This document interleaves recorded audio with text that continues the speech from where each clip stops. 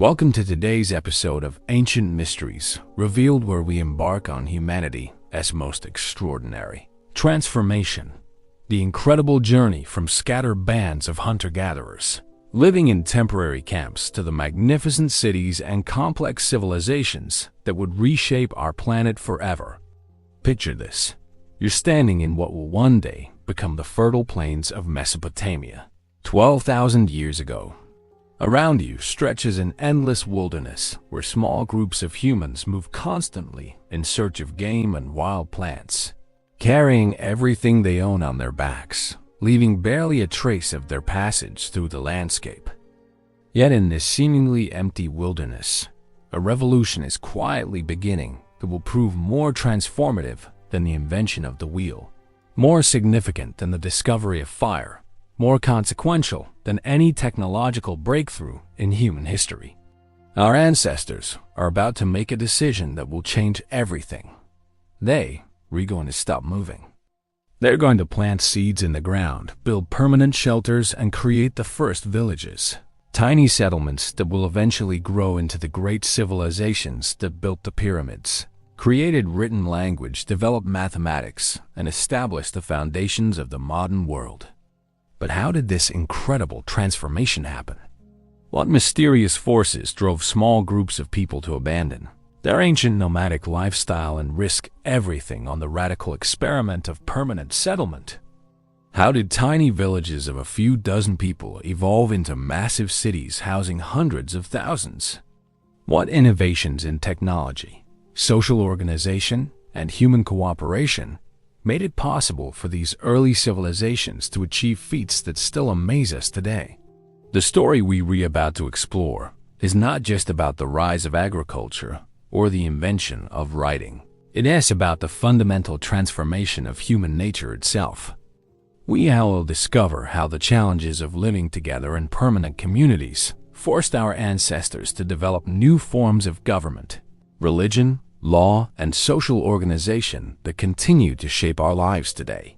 We'll witness the birth of social classes, the emergence of specialized occupations, the development of long-distance trade networks, and the creation of monumental architecture that proclaimed humanity's dominance over the natural world. Tonight, we are going to uncover the hidden forces that drove this incredible transformation and reveal how a handful of scattered villages grew into the civilizations that would rule the world. Chapter 1. The Last Hunter-Gatherers. To understand the magnitude of the transformation we're about to explore, we must first immerse ourselves in the world of the last hunter-gatherers, the people who stood on the threshold of history's greatest revolution, without knowing they were about to change everything. These were not primitive savages struggling for survival, but sophisticated human beings who had developed complex cultures, intricate knowledge systems, and sustainable lifestyles that had served humanity successfully for over 200,000 years. Imagine yourself as a member of a hunter-gatherer band living in the Fertile Crescent region of the Middle East around 12,000 years ago. Your world is one of constant movement and intimate knowledge of the natural environment. You can identify hundreds of edible plants, predict animal behavior with remarkable accuracy, read weather patterns in cloud formations, and navigate vast distances using stars, landmarks, and subtle environmental cues that would be invisible to modern eyes. Your band consists of perhaps 25 to 50 people, mostly related by blood or marriage, who travel together in a carefully planned annual cycle that maximizes access to seasonal resources while avoiding conflicts with neighboring groups. You know every person in your community intimately, and complex social relationships govern everything from food sharing to mate selection to conflict resolution. The sophistication of hunter-gatherer knowledge systems was extraordinary. These people had developed detailed understanding of plant ecology, animal behavior, weather patterns, and seasonal cycles that enabled them to thrive in environments ranging from Arctic tundra to tropical rainforests. They created tools of remarkable effectiveness from stone, bone, wood, and plant fibers. They developed sophisticated hunting techniques that could bring down massive mammoths and subtle gathering strategies that could locate and harvest tiny seeds. Their social organization was equally sophisticated. Hunter-gatherer societies developed complex systems of kinship, reciprocity, and resource sharing that minimized conflict and ensured group survival during difficult periods. They created rich oral traditions that preserved essential knowledge across generations, developed elaborate ritual and ceremonial systems that reinforced social bonds, and established territorial boundaries and trade relationships with neighboring groups. But perhaps most remarkably, hunter-gatherer societies achieved something that would prove almost impossible for later civilizations: sustainable harmony with their environment. These people lived as integral parts of natural ecosystems, taking only what they needed and moving on before resources could be depleted. Their population levels remained stable for thousands of years. Their environmental impact was minimal, and their lifestyle could theoretically have continued indefinitely without causing ecological damage. So why did they give this up? What forces were powerful enough to convince people who had lived successfully as nomads for countless generations to abandon their traditional lifestyle and risk everything on the dangerous experiment of permanent settlement? The answer lies in a combination of environmental, demographic, and technological factors that converged around 12,000 years ago to create unprecedented opportunities and challenges. Climate change at the end of the last ice age was transforming environments across the globe, creating new opportunities for plant and animal exploitation, while simultaneously making traditional hunting and gathering strategies less reliable. Rising population levels were increasing competition for resources and forcing hunter-gatherer bands to develop more intensive strategies for food procurement. Technological innovations in tool-making, food processing, and storage were making it possible to extract more resources from smaller territories. And perhaps most importantly, the domestication of plants and animals was beginning to provide alternative sources of food that could support larger populations in smaller areas. The transition from hunting and gathering to settled agriculture didn't happen overnight or all at once. Instead, it was a gradual process that unfolded over thousands of years as people experimented with different strategies for increasing food security and reducing the risks associated with their nomadic lifestyle. The first steps towards settlement often involved the establishment of seasonal base camps, where hunter-gatherers would return year after year to exploit particularly rich resource areas. These camps gradually became more elaborate as people invested more time and energy in improving facilities for food processing, tool manufacture, and social activities. Some groups began practicing what archaeologists call proto-agriculture, managing wild plant and animal populations through selective harvesting, controlled burning, and other techniques that increase the productivity of natural ecosystems without requiring full domestication. This represented a middle ground between pure hunter-gathering and complete agricultural dependence. The psychological challenges of this transition were enormous. Hunter-gatherer societies valued mobility, flexibility, and egalitarianism, qualities that would become liabilities in settled agricultural communities. The shift to permanent settlement required fundamental changes in social organization, leadership structures, and individual behavior that challenged everything these people had learned about how to live successfully. The decision to abandon nomadism and commit to permanent settlement represented an enormous leap of faith. These people were betting their lives and the futures of their children on the unproven assumption that they could produce more food through agriculture than they could obtain through hunting and gathering. They were giving up the freedom and flexibility that had defined human existence for thousands of generations in exchange for the faint, uncertain promise of greater security and prosperity. But once this commitment was made, there was no turning back. The establishment of permanent settlements set in motion a chain of consequences that would transform not just how humans lived, but what it meant to be human. The first villages were about to become the birthplace of civilization itself. Chapter 2. The Agricultural Revolution begins.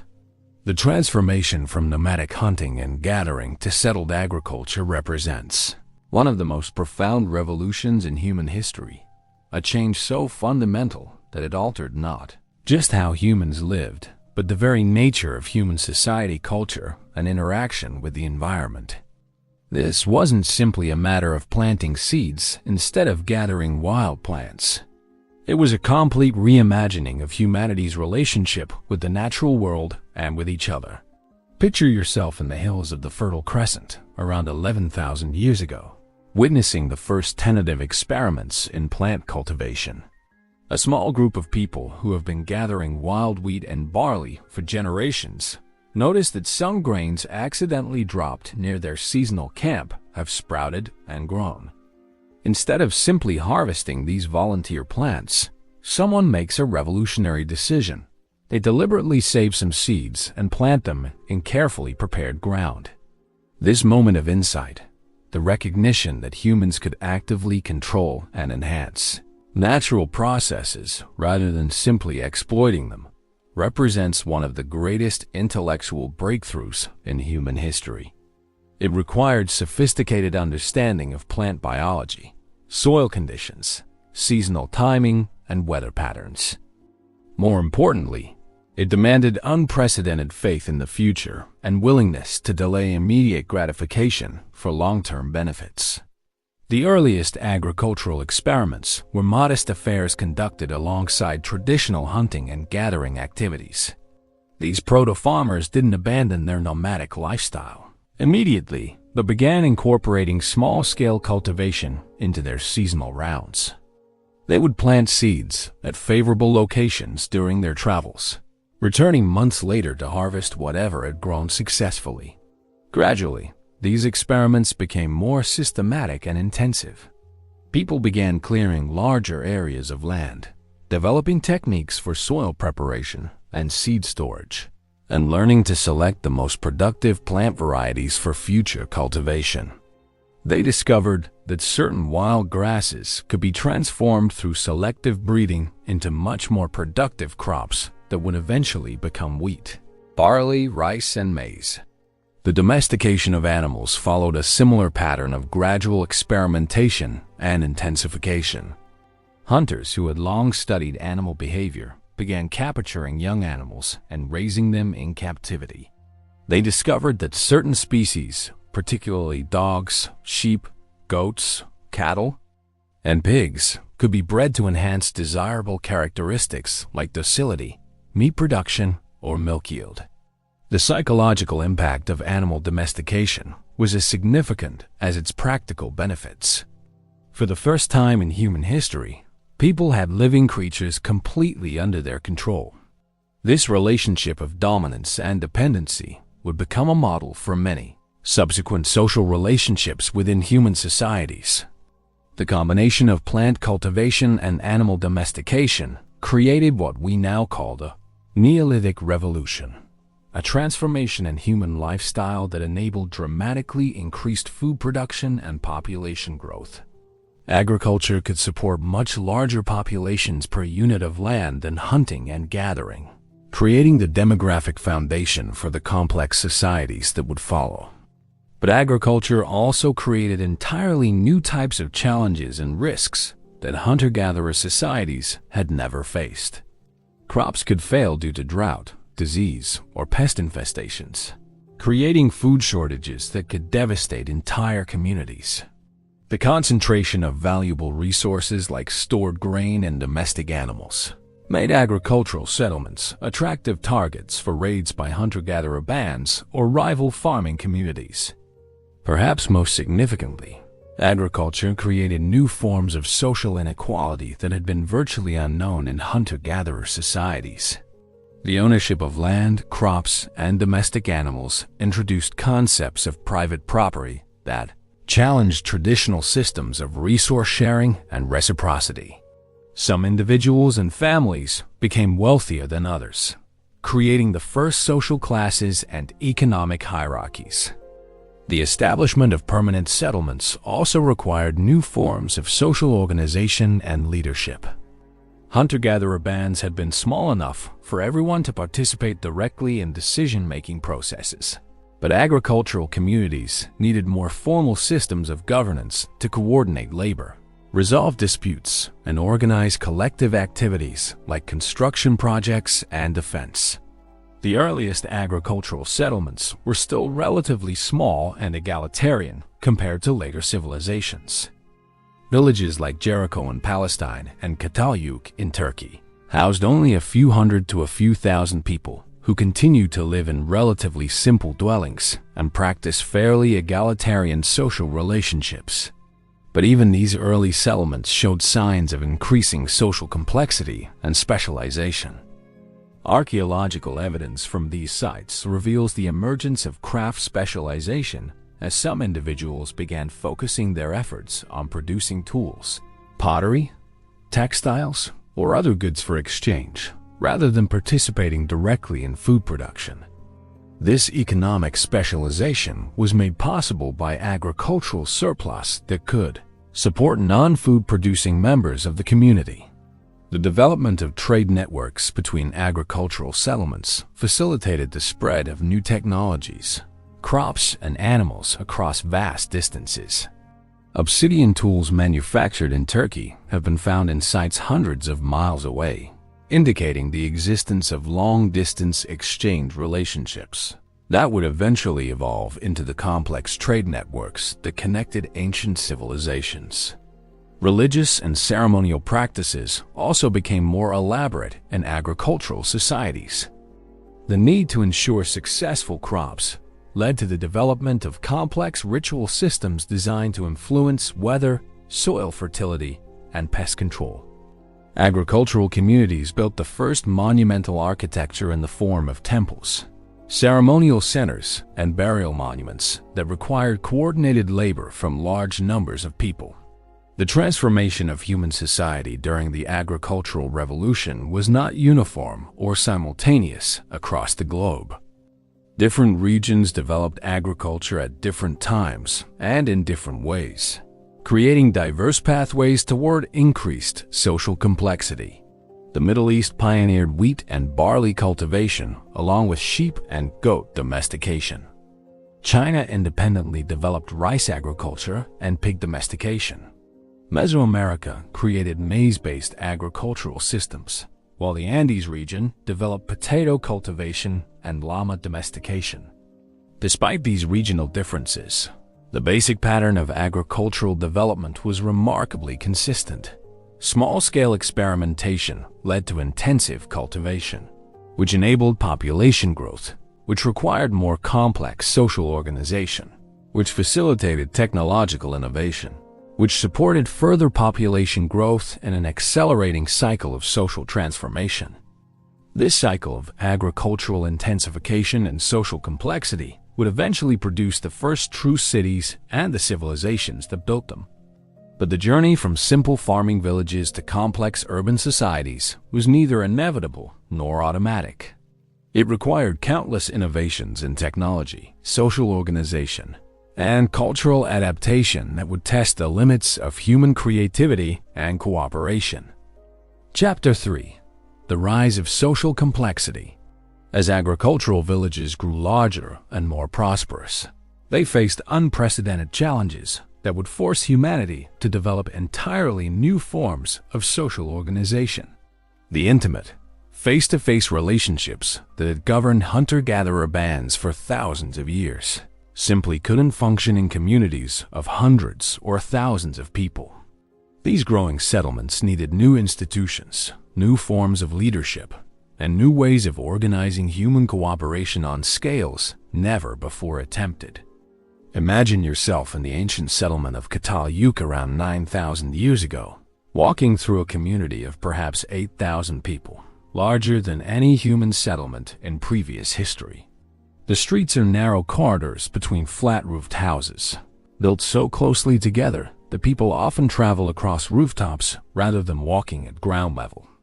The air is filled with the sounds of craft production, the hammering of metal workers, the scraping of hide preparation, the grinding of grain, as people specialize in occupations that their hunter-gatherer ancestors never could have imagined. What you're witnessing is the birth of social complexity, the process by which human societies develop specialized roles, hierarchical relationships, and institutional structures that enable coordination and cooperation among large numbers of people. This transformation was driven by the practical challenges of managing agricultural production, organizing defense, coordinating trade, and maintaining social order in communities too large for traditional kinship-based governance. The first sign of increasing social complexity was the emergence of economic specialization. In hunter-gatherer societies, virtually everyone participated directly in food procurement, with only minimal specialization based on age and gender. But agricultural surplus made it possible for some community members to focus their efforts on non-food production activities like tool-making, pottery production, textile manufacture, or trade. This occupational specialization created the first social classes based on economic function rather than kinship relationships. Farmers formed the foundation of agricultural society, producing the food that supported everyone else. Craft specialists developed expertise in producing tools, weapons, pottery, textiles, and other goods essential for community life. Traders organized the exchange of goods between communities, facilitating the spread of technologies and resources across vast distances. The emergence of religious specialists represented another crucial development in social complexity. As agricultural communities grew larger, they needed more sophisticated ritual systems to maintain social cohesion and coordinate collective activities. Priests and shamans developed elaborate ceremonial practices, managed sacred spaces, and served as intermediaries between the human and divine worlds. The accumulation of agricultural surplus also created new forms of social inequality that had been virtually unknown in hunter-gatherer societies. Some families became wealthier than others through successful farming, skilled craft production, or advantageous trade relationships. This economic differentiation gradually evolved into more permanent social hierarchies that would become characteristic of all subsequent civilizations. Archaeological evidence from early agricultural sites reveals the material manifestations of increasing social stratification. House sizes begin to vary significantly, with some dwellings much larger and more elaborate than others. Burial practices show increasing differentiation in grave goods, with some individuals interred with valuable tools, jewelry, and other status symbols, while others receive much simpler treatments. The development of formal leadership roles represents another crucial aspect of increasing social complexity. Hunter-gatherer societies had been remarkably egalitarian, with leadership positions that were temporary, situational, and based on consensus rather than coercion. But larger agricultural communities needed more formal systems of governance to coordinate activities, resolve disputes, and make decisions about resource allocation. The earliest forms of formal leadership often emerged from existing roles like religious specialist, successful trader, or skilled warrior. These individuals gradually accumulated authority and influence that extended beyond their original specializations to encompass broader community governance. Over time, these leadership roles became more formalized and eventually hereditary, creating the first political dynasties. The need for community defense drove many innovations in social organization and technology. Agricultural settlements represented concentrated wealth in the form of stored grain, domestic animals, and valuable trade goods that attracted raiders from less successful communities. Defending these resources required coordinated military organization, the development of fortifications, and the creation of warrior classes devoted to community security. The construction of monumental architecture represents perhaps the clearest evidence of increasing social complexity in early agricultural societies. Projects like the massive stone towers at Jericho, the elaborate temples at Göbekli Tepe, or the complex urban planning at Cataluyuk required unprecedented levels of social coordination and labor organization. These monuments served multiple functions. They demonstrated community prosperity and power, provided focal points for religious and social activities, and required forms of collective organization that strengthened social bonds. The development of systems for storing and distributing agricultural surplus created some of the earliest forms of economic administration. Communities needed methods for collecting, storing, and redistributing grain and other resources to support craft specialists, religious leaders, and other non-food producing members of society. This economic function often became the foundation for more complex systems of political administration. Trade relationships between agricultural communities facilitated the exchange of goods, technologies, and ideas that accelerated social development. Communities specializing in different products, obsidian tools, pottery, textiles, or metal objects, developed interdependent relationships that required sophisticated systems of exchange and credit. These trade networks also served as conduits for the spread of innovations in agriculture, crafts, and social organization. The management of water resources became another crucial driver of social complexity in many agricultural regions. Irrigation systems required coordinated labor for construction and maintenance, as well as sophisticated systems for allocating water rights among community members. The control of irrigation infrastructure often became a source of political power and social stratification. The development of record-keeping systems represented a crucial step toward the complex administrative systems that would characterize later civilizations. Early agricultural communities experimented with various methods for tracking trade relationships, resource allocations, and labor contributions. These proto-writing systems would eventually evolve into the full writing systems that marked the transition from prehistory to history. Population growth created its own pressures for increasing social complexity. As communities grew larger, they faced challenges in maintaining social cohesion, coordinating activities, and managing conflicts. The solutions to these challenges often involved the creation of new institutions and social roles that added additional layers of complexity to community organization. The transformation from simple agricultural villages to complex societies was not a smooth or inevitable process. Many communities experimented with different forms of social organization, and not all of these experiments were successful. Some settlements grew rapidly only to collapse due to environmental degradation, social conflict, or economic disruption. Others maintained stable populations and relatively simple social structures for thousands of years. However, the most successful agricultural communities were those that developed effective institutions for managing social complexity while maintaining enough flexibility to adapt to changing circumstances. These communities would eventually grow into the first cities and become the foundations of the world's earliest civilizations. Chapter 4. The birth of the first cities.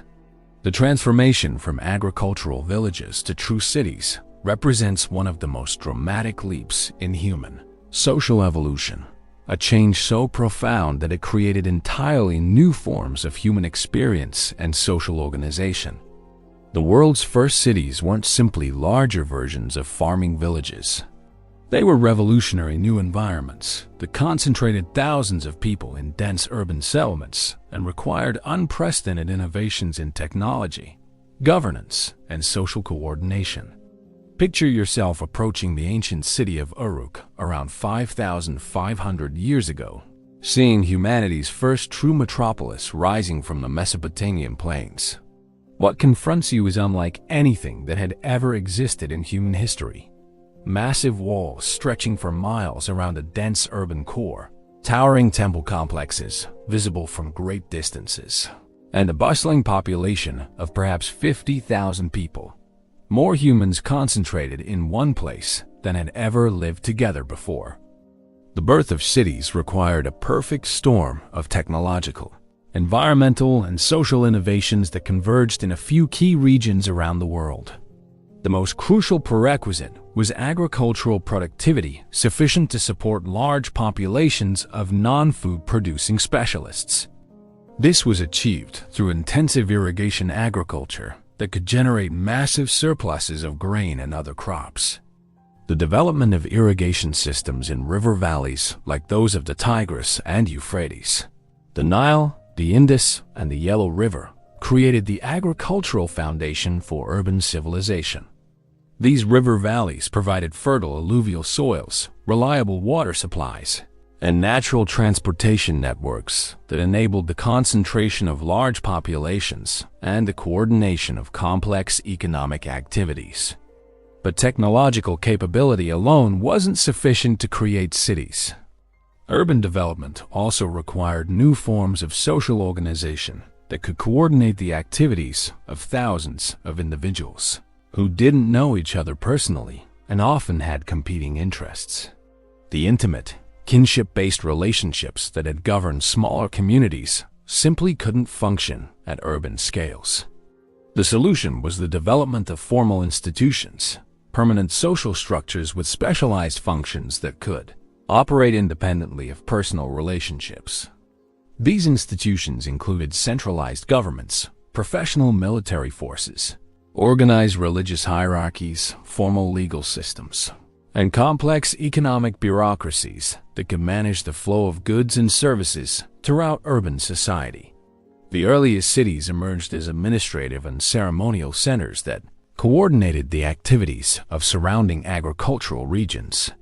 These urban cores housed the political and religious elites who controlled land ownership, water rights, and trade relationships. They also attracted craft specialists, merchants, and service providers who found greater opportunities in urban environments than in rural villages. The physical structure of early cities reflects their social organization and functional requirements. City centers were typically dominated by massive religious complexes that served as both spiritual focal points and administrative headquarters. These temple compounds often included granaries for storing agricultural surplus, workshops for craft production, and residential quarters for priests and administrators. Surrounding the ceremonial core were residential neighborhoods organized by occupation, social class, or ethnic identity. Craft specialists often clustered together in distinct quarters where they could share resources, coordinate production, and train apprentices. Merchants concentrated near markets and transportation hubs where they could manage their trade activities most effectively. The outer portions of early cities typically included agricultural areas, defensive fortifications, and cemeteries. These cities weren't purely urban environments, but integrated, urban-rural complexes that combined intensive agriculture with concentrated settlement. The boundaries between city and countryside were often fluid, with many residents maintaining agricultural plots while participating in urban economic activities. The development of monumental architecture became a defining characteristic of early urban civilization. Cities competed with each other to construct ever more impressive temples, palaces, and defensive walls that demonstrated their power and prosperity. These construction projects required unprecedented coordination of human labor and resources, often involving thousands of workers over many years. The social stratification that had begun in agricultural villages became much more pronounced in urban environments. Cities developed complex social hierarchies with distinct classes based on occupation, wealth, political power, and religious authority. At the top were kings, high priests, and other elites who controlled the most important resources and institutions. Below them were various levels of administrators, craft specialists, merchants, and farmers, with slaves and foreign laborers at the bottom of the social hierarchy. Urban economic systems became far more complex than anything that had existed in agricultural villages. Cities developed sophisticated markets, standardized weights and measures, and formal systems of credit and exchange. Specialization increased dramatically, with individuals focusing on very specific aspects of production or service provision. This economic complexity required new forms of record-keeping and administration that would eventually lead to the development of writing systems. The concentration of wealth and resources in cities also created new forms of conflict and competition. Cities competed with each other for control of trade routes, water resources, and agricultural territories. This competition drove innovations in military technology and organization, leading to the development of professional armies and increasingly sophisticated weapons and fortifications. Urban environments also created new cultural and intellectual possibilities. The concentration of specialists and the accumulation of resources enabled unprecedented developments in art, architecture, literature, mathematics, and other fields of knowledge. Cities became centers of innovation and cultural creativity that influenced the development of entire civilizations. The management of urban complexity required new technologies and administrative systems. Cities developed sophisticated systems for water distribution, waste management, food storage and distribution, and transportation. They created formal legal codes to regulate behavior and resolve disputes. They established educational systems to train administrators and preserve specialized knowledge. The relationship between cities and their surrounding territories became a defining characteristic of early civilizations. Cities controlled vast hinterlands from which they extracted agricultural surplus, raw materials, and labor. This relationship was often exploitative, with rural populations supporting urban elites who provided governance, defense, and religious services in return.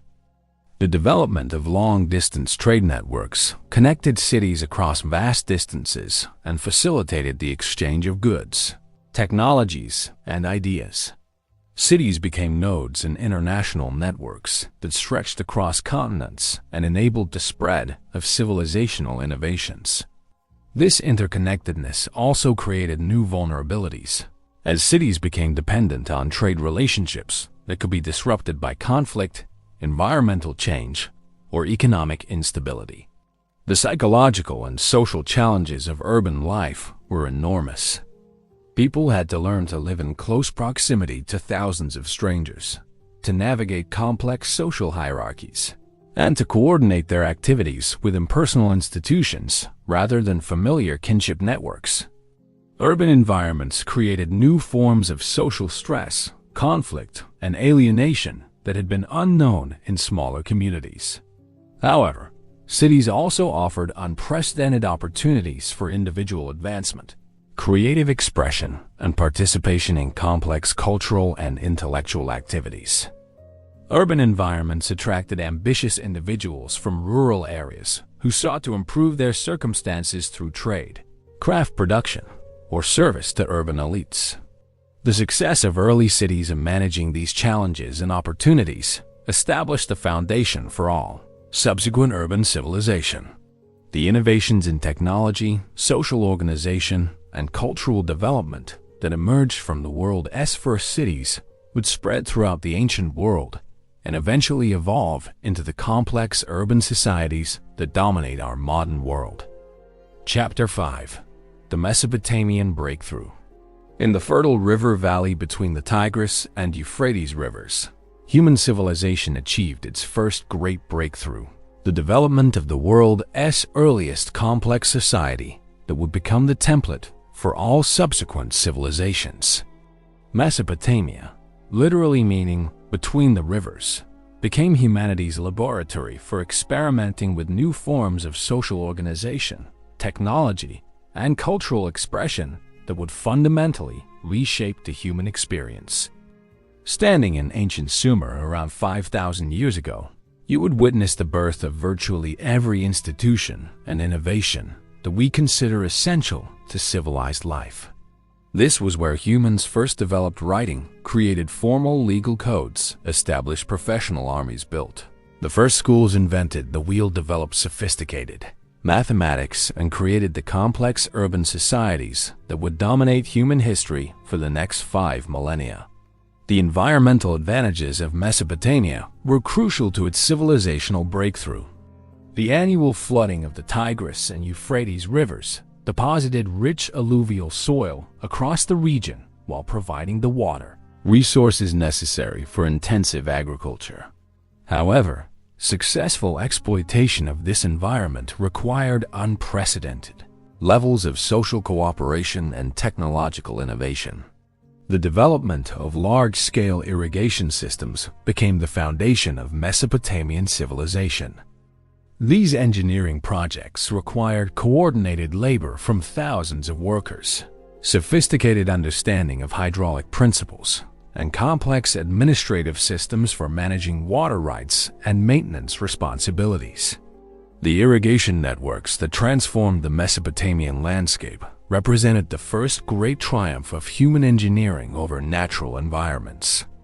But irrigation agriculture also created new forms of social organization that would become characteristic of all subsequent civilizations.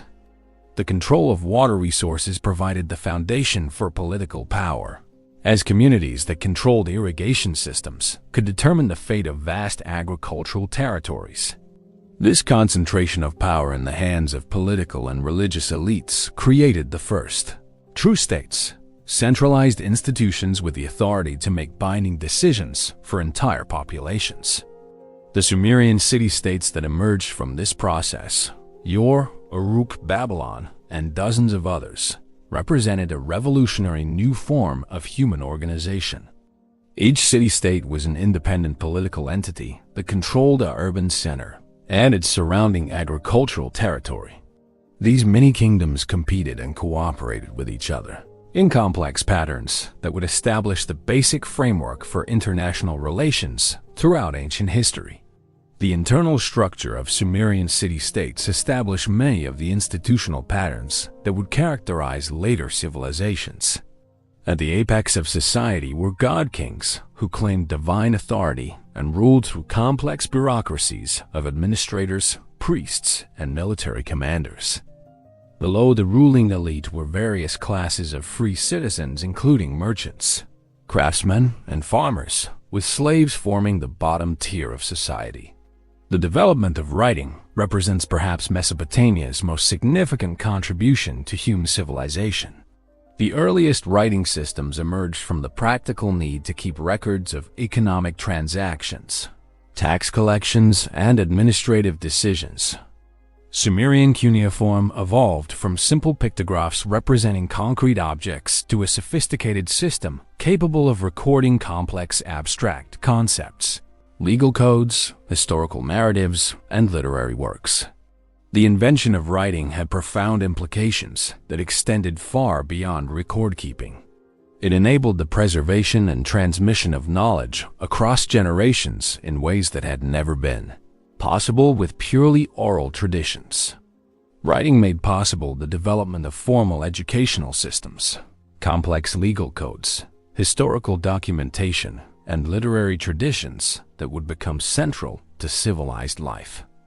Mesopotamian mathematics and astronomy achieved remarkable sophistication that would influence scientific development for thousands of years. Sumerian mathematicians developed the sexagesimal base 60 number system that we still use for measuring time and angles. They created sophisticated techniques for calculation, measurement, and geometric analysis that enabled the construction of massive architectural projects and the development of accurate calendars. Mesopotamian astronomy was driven by both practical and religious needs. Accurate calendars were essential for coordinating agricultural activities and religious festivals. The movement of celestial bodies was believed to reflect the will of the gods and influence human affairs. Mesopotamian astronomers developed detailed records of planetary movements, eclipse predictions, and stellar observations that represented the beginning of systematic scientific inquiry. The development of formal legal systems represents another crucial Mesopotamian innovation. The Code of Hammurabi, dating to around 1750 BCE, established the principle that laws should be written down, publicly displayed, and applied consistently to similar cases. This legal code addressed everything from property rights and commercial transactions to family relationships and criminal behavior, creating comprehensive frameworks for social regulation that would influence legal development throughout the ancient world. Mesopotamian architecture pioneered monumental construction techniques that would become standard throughout ancient civilizations. The invention of the arch and dome enabled the construction of buildings with unprecedented interior spaces. The development of glazed brick and relief sculpture created new possibilities for architectural decoration. The massive ziggurats that dominated Mesopotamian cities represented humanity's first attempts to create artificial mountains that proclaimed human ambition and divine connection. The economic innovations developed in Mesopotamia established the foundation for all subsequent commercial systems. Mesopotamians invented the first standardized weights and measures, developed sophisticated banking and credit systems, and created international trade networks that connected regions separated by thousands of miles. They pioneered the use of silver as a standard of value and developed complex contracts that could govern long-distance commercial relationships. Mesopotamian religious systems established many of the theological concepts that would influence later civilizations. The idea that human beings were created to serve the gods, that divine forces controlled natural phenomena, and that proper ritual observance could influence divine favor became central themes in subsequent religious traditions. The concept of divine kingship, the idea that rulers derived their authority from the gods, provided the theological foundation for monarchical government throughout the ancient world. The military innovations developed in Mesopotamia revolutionized warfare and political organization. The invention of the war chariot, the development of bronze weapons and armor, and the creation of professional standing armies gave Mesopotamian city-states unprecedented military capabilities. These military technologies spread throughout the ancient world and fundamentally altered the balance of power between different societies. Mesopotamian literature produced the world's first great works of written literature, including the Epic of Gilgamesh, which explored fundamental themes of human existence like mortality, friendship, and the relationship between civilization and nature. These literary works established narrative techniques and thematic concerns that would influence subsequent literary traditions throughout the world. The social and economic systems developed in Mesopotamia created the first complex urban societies that could support large populations of non-agricultural specialists. The concentration of craft production in urban centers led to unprecedented innovations in metallurgy, textile production, pottery manufacture, and other technologies. The development of professional classes of scribes, priests, administrators, and military officers created new forms of social mobility and cultural sophistication. However, Mesopotamian civilization also established negative patterns that would plague subsequent civilizations throughout history. The concentration of wealth and power in the hands of small elites created persistent inequalities and social tensions. The competitive relationship between city-states led to endemic warfare that consumed vast resources and caused tremendous human suffering. The intensive exploitation of agricultural resources led to environmental degradation that eventually contributed to civilizational decline. The legacy of Mesopotamian civilization extends far beyond its specific achievements in technology, governance, and culture. More fundamentally, Mesopotamia established the basic template for complex civilizations that would be replicated and adapted throughout the ancient world. The institutional structures, technological innovations, and cultural patterns pioneered in Mesopotamia provided the foundation for the subsequent development of Egyptian, Indian, Chinese, Greek, and Roman civilizations. Chapter 6: Egypt and the Power of the River. While Mesopotamia was developing the world's first city-states through competitive innovation and constant warfare, a very different model of civilization was emerging along the banks of the Nile River in Egypt. Here, geography and environment combined to create a unified kingdom that would endure for over 3,000 years, establishing an alternative template for civilizational development that emphasized stability, continuity, and harmony with natural cycles rather than rapid change and technological innovation.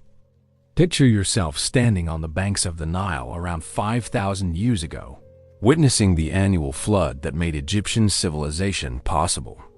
Unlike the unpredictable floods of Mesopotamian rivers, the Nile's inundation followed a precise schedule that Egyptians could predict and plan around.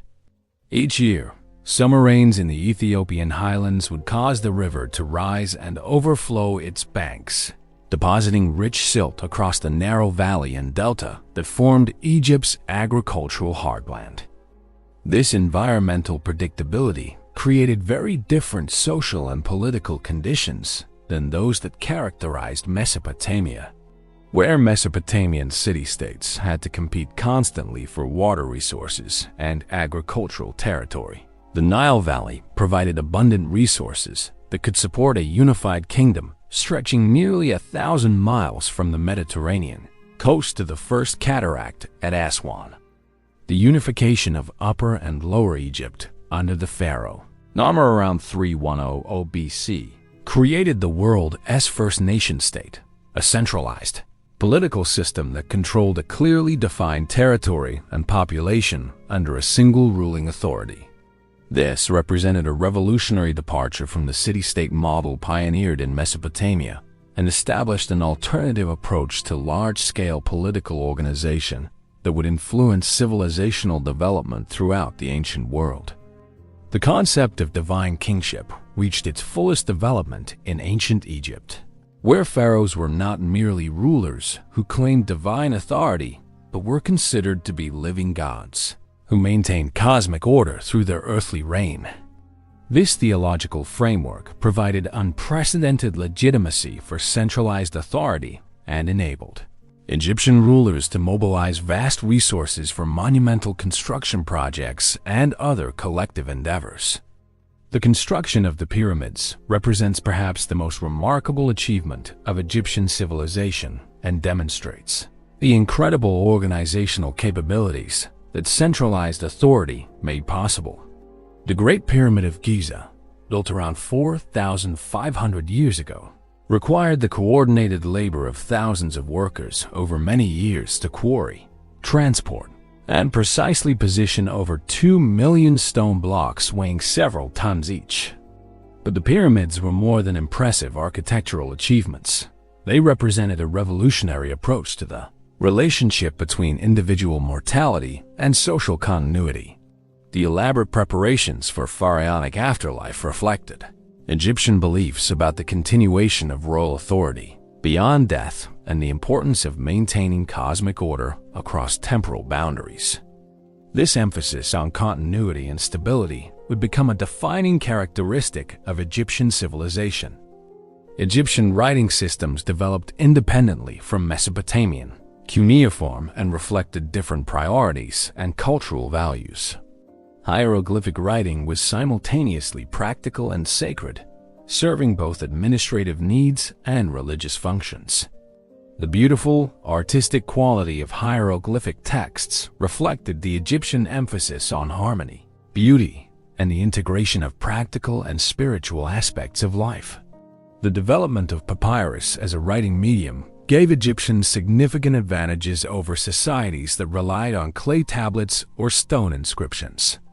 Papyrus was lightweight, portable, and relatively inexpensive to produce, enabling the creation of extensive archives and the development of a literate administrative class that could manage the complex affairs of a large, unified kingdom.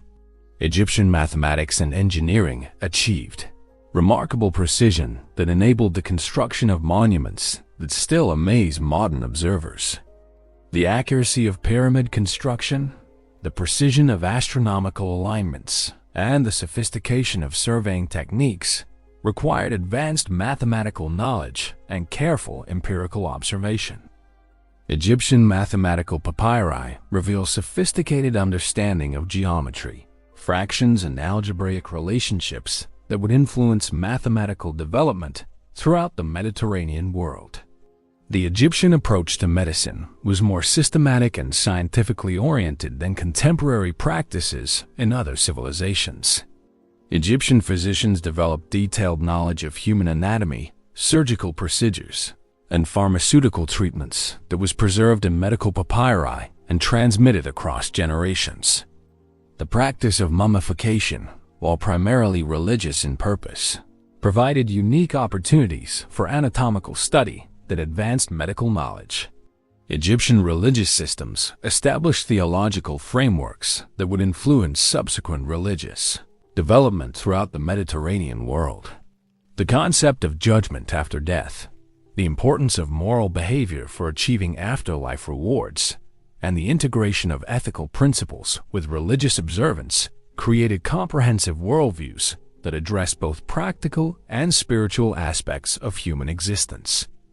The stability of Egyptian civilization enabled the development of artistic and cultural traditions that maintained consistent styles and themes for over 3,000 years.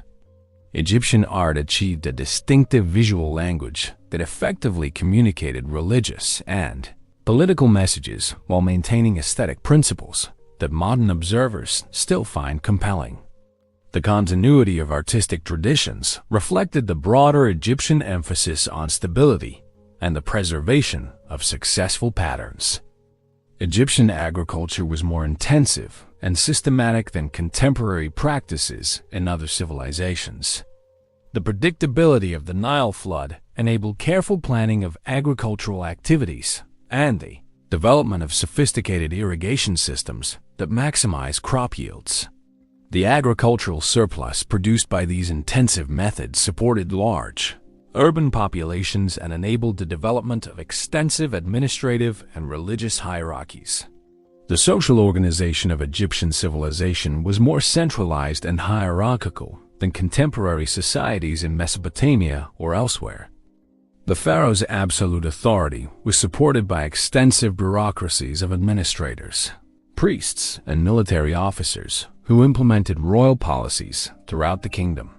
This centralized system enabled coordinated responses to challenges and opportunities, but also created rigidities that sometimes prevented adaptive innovation. Egyptian trade networks extended throughout the ancient world and facilitated the exchange of goods, technologies, and ideas across vast distances. Egyptian merchants and diplomats maintained relationships with societies in Mesopotamia, the Levant, Nubia, and the Mediterranean islands, creating international connections that influenced cultural development throughout the region. The relationship between Egyptian civilization and its African context is often overlooked, but was crucial to its development. Trade relationships with Nubian kingdoms provided access to gold, ivory, and other valuable resources, while cultural exchanges with African societies influenced Egyptian religious practices, artistic styles, and social institutions. Egyptian military organization was less developed than contemporary systems in Mesopotamia, but proved adequate for maintaining kingdom security and expanding territorial control when necessary. The Egyptian emphasis on defense rather than conquest reflected the natural protection provided by desert barriers and the abundance of resources within the Nile Valley itself. The decline of Egyptian civilization was gradual and resulted from a combination of internal weaknesses and external pressures that developed over many centuries. The rigidity of Egyptian social and political systems made it difficult to adapt to changing circumstances, while the wealth of Egyptian civilization attracted successive waves of foreign conquerors who eventually incorporated Egypt into their own imperial systems. However, the influence of Egyptian civilization extended far beyond its political boundaries and temporal duration. Egyptian achievements in architecture, mathematics, medicine, and religious thought influenced the development of Greek, Roman, and Islamic civilizations. The concept of unified territorial states, the integration of practical and spiritual authority, and the emphasis on monumental architecture as expressions of civilizational achievement became standard features of subsequent civilizations throughout the ancient world. Chapter 7. The Indus Valley Enigma. Deep in the river valleys of what is now Pakistan and northwestern India, a third great civilization was quietly developing that would prove in many ways to be the most sophisticated and enigmatic of the ancient world. The Indus Valley Civilization, also known as the Harappan Civilization, created urban centers that surpassed contemporary cities in Mesopotamia and Egypt in their planning, engineering, and apparent social organization, yet they left behind mysteries that continue to puzzle archaeologists and historians today. Imagine walking through the streets of Harappa or Mohenjo-daro around 4,500 years ago, entering cities that were unlike anything else in the ancient world. What would immediately strike you is the remarkable uniformity and planning evident in every aspect of urban design. Streets laid out in perfect grid patterns, standardized brick sizes used throughout the city, sophisticated drainage systems that served every neighborhood, and public facilities that suggest a level of social organization and municipal services that wouldn't be seen again until the Roman Empire. The Indus Valley cities represent the world's first example of true urban planning on a large scale. Unlike the organic growth patterns that characterized Mesopotamian and Egyptian cities, Harappan settlements were carefully designed according to comprehensive plans that integrated residential, commercial, and public functions into coherent urban systems.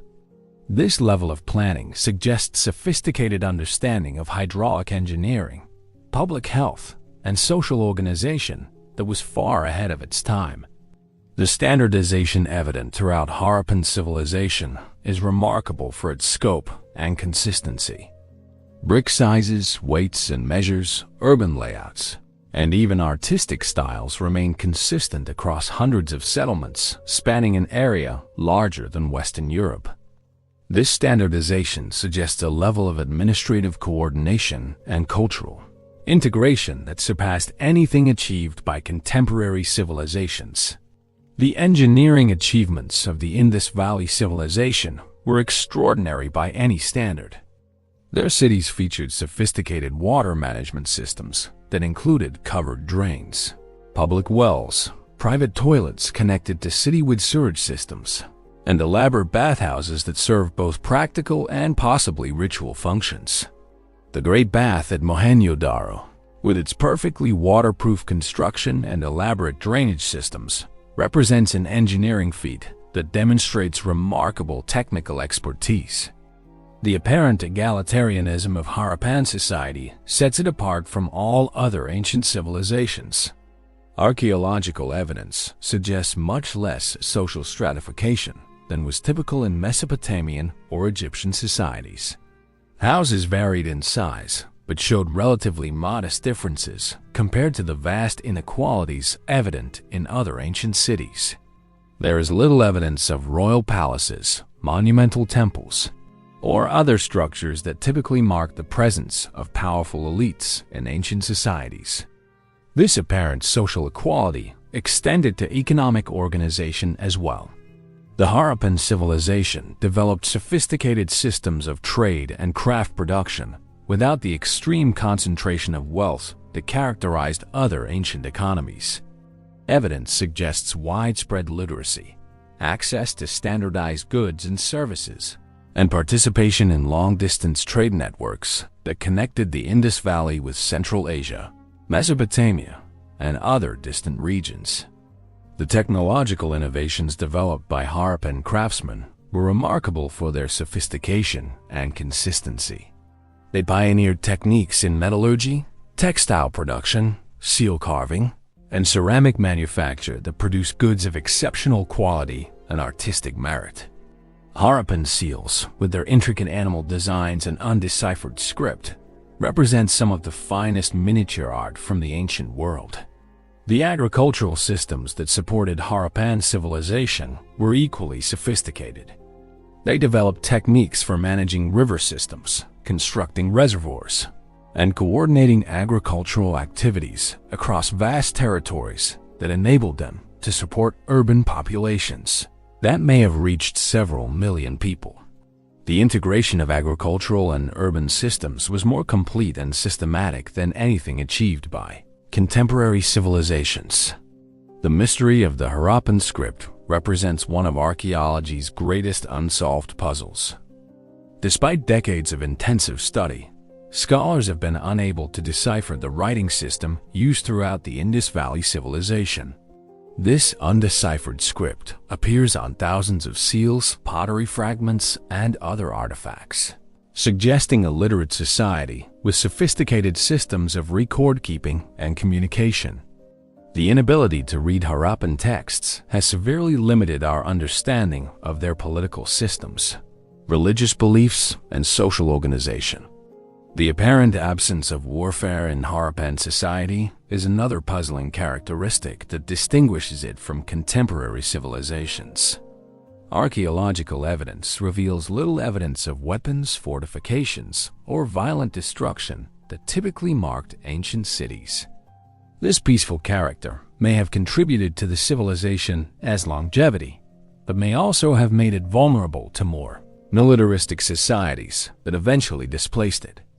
The religious practices of the Harappan civilization remain largely mysterious due to our inability to decipher their texts, but archaeological evidence suggests sophisticated spiritual traditions that may have influenced later Indian religious development. Artifacts include numerous figurines that may represent deities or religious practitioners, elaborate ritual baths that suggest ceremonial purposes, and symbols that appear to have religious or magical significance. The decline of the Harappan civilization around 3,500 years ago remains one of history's great mysteries. Unlike other ancient civilizations that fell to military conquest or political upheaval, the Indus Valley cities appear to have been gradually abandoned over several centuries. Various theories have been proposed to explain this decline, including climate change, river course alterations, environmental degradation, or invasion by nomadic peoples, but none have been conclusively proven. The influence of Harappan civilization on subsequent Indian development is difficult to assess due to the gap in historical records that followed its decline.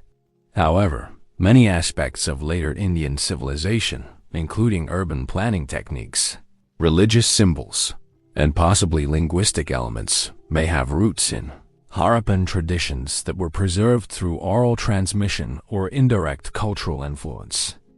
The rediscovery of Harappan civilization in the 20th century revolutionized understanding of ancient civilizational development by demonstrating that sophisticated urban societies could develop along different lines than the hierarchical, militaristic models exemplified by Mesopotamian and Egyptian civilizations. The Harappan example suggests that alternative approaches to social organization, technological development, and cultural integration were possible in the ancient world. The study of Harappan civilization also highlights the importance of environmental factors in civilizational development. The Indus Valley's river systems provided the foundation for sophisticated agricultural and urban systems, but changes in these environmental conditions may have contributed to civilizational decline. This relationship between environment and civilization provides important insights for understanding both ancient and modern societal challenges. Chapter 8: China's Unique Path. While civilizations in Mesopotamia, Egypt, and the Indus Valley were establishing the first templates for complex urban societies, China was developing along an entirely different trajectory that would create unique approaches to governance, technology, and cultural integration. Chinese civilization emerged in relative isolation from other early civilizations, enabling the development of distinctive institutions and innovations that would profoundly influence world history. Standing in the Yellow River Valley around 4,000 years ago, you would witness the emergence of a civilization that would prove to be the most enduring and influential in human history. Unlike other ancient civilizations that rose and fell in cycles of conquest and collapse, Chinese civilization would maintain fundamental continuities in language, culture, and political organization for over 4 millennia, creating the longest continuous civilization in world history. The geographical setting of Chinese civilization was crucial to its unique development. The Yellow River Valley provided fertile agricultural land and reliable water resources, while the surrounding mountains, deserts, and oceans created natural barriers that limited contact with other early civilizations. This relative isolation enabled Chinese culture to develop distinctive characteristics without the constant military and cultural pressures that shaped civilizations in more accessible regions. The development of agriculture in China followed patterns similar to those in other regions, but involved different crops and techniques that were uniquely adapted to Chinese environmental conditions. Chinese farmers domesticated rice in the southern regions and millet in the north, developed sophisticated techniques for water management and soil conservation, and created agricultural systems that could support dense populations while maintaining long-term sustainability. Chinese writing systems developed independently from other ancient scripts and reflected distinctive approaches to recording language and preserving knowledge.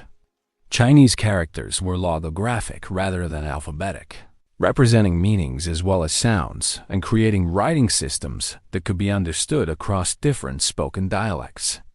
This characteristic enabled Chinese writing to serve as a unifying force that held together a vast empire despite significant linguistic diversity. The political development of Chinese civilization established patterns of centralized authority and administrative sophistication that would influence governance throughout East Asia. The concept of the mandate of heaven provided theological justification for imperial authority while also establishing principles of moral governance and legitimate resistance to corrupt rulers. This political philosophy created frameworks for stable government that could adapt to changing circumstances while maintaining fundamental continuities. Chinese technological innovations achieved remarkable sophistication in multiple fields and established China as the world's leading center of technological development for over a millennium. Chinese inventors developed paper, printing, gunpowder, the compass, and numerous other technologies that would eventually transform civilizations throughout the world. The systematic approach to technological development and the integration of practical innovation with theoretical understanding became distinctive characteristics of Chinese civilization. The development of bureaucratic government in China created administrative systems that were more sophisticated and systematic than anything achieved by contemporary civilizations. The Chinese invented the concept of merit-based civil service, established comprehensive legal codes, and developed administrative procedures that enabled effective governance of vast territories and populations. These bureaucratic innovations provided models that influenced governmental development throughout the world. Chinese military organization evolved sophisticated strategies and technologies that enabled the expansion and defense of one of the world's largest empires. Chinese military theorists like Sun Tzu developed strategic principles that are still studied today, while Chinese engineers created fortification systems like the Great Wall that represent remarkable achievements in military engineering. The integration of military and civilian authority under unified imperial control created stable foundations for long-term territorial expansion and defense. Chinese philosophical and religious traditions developed distinctive approaches to understanding human nature, social organization, and the relationship between humanity and the natural world. Confucianism established ethical systems that emphasized social harmony, moral cultivation, and effective governance. Taoism developed philosophical frameworks that emphasized harmony with natural processes and the cultivation of inner wisdom. Buddhism, though originally imported from India, was adapted and integrated into Chinese culture in ways that created uniquely Chinese approaches to spiritual development. Chinese artistic and literary traditions achieved remarkable sophistication and created distinctive aesthetic principles that influenced cultural development throughout East Asia. Chinese poetry, painting, calligraphy, and other art forms developed technical excellence and expressive depth that are still admired today. The integration of artistic and intellectual pursuits with political and social responsibilities created a cultured elite that valued both practical competence and aesthetic refinement. Chinese economic systems developed sophisticated approaches to manufacturing, trade, and resource management that enabled China to become the world's most prosperous economy for many centuries. Chinese innovations in metallurgy, textile production, ceramic manufacture, and other crafts created goods that were prized throughout the ancient world. The development of extensive trade networks, standardized currencies, and commercial law enabled Chinese merchants to dominate international trade across vast distances. Chinese approaches to urban planning and architecture created cities that were larger and more sophisticated than contemporary settlements elsewhere in the world. Chinese cities featured carefully planned layouts, sophisticated infrastructure systems, and monumental architecture that demonstrated imperial power while serving practical functions.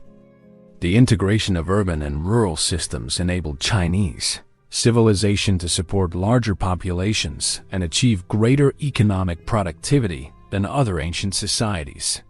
Chinese scientific achievements established China as the world's leading center of scientific inquiry for over a millennium.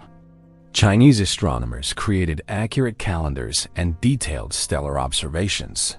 Chinese mathematicians developed sophisticated computational techniques and theoretical frameworks.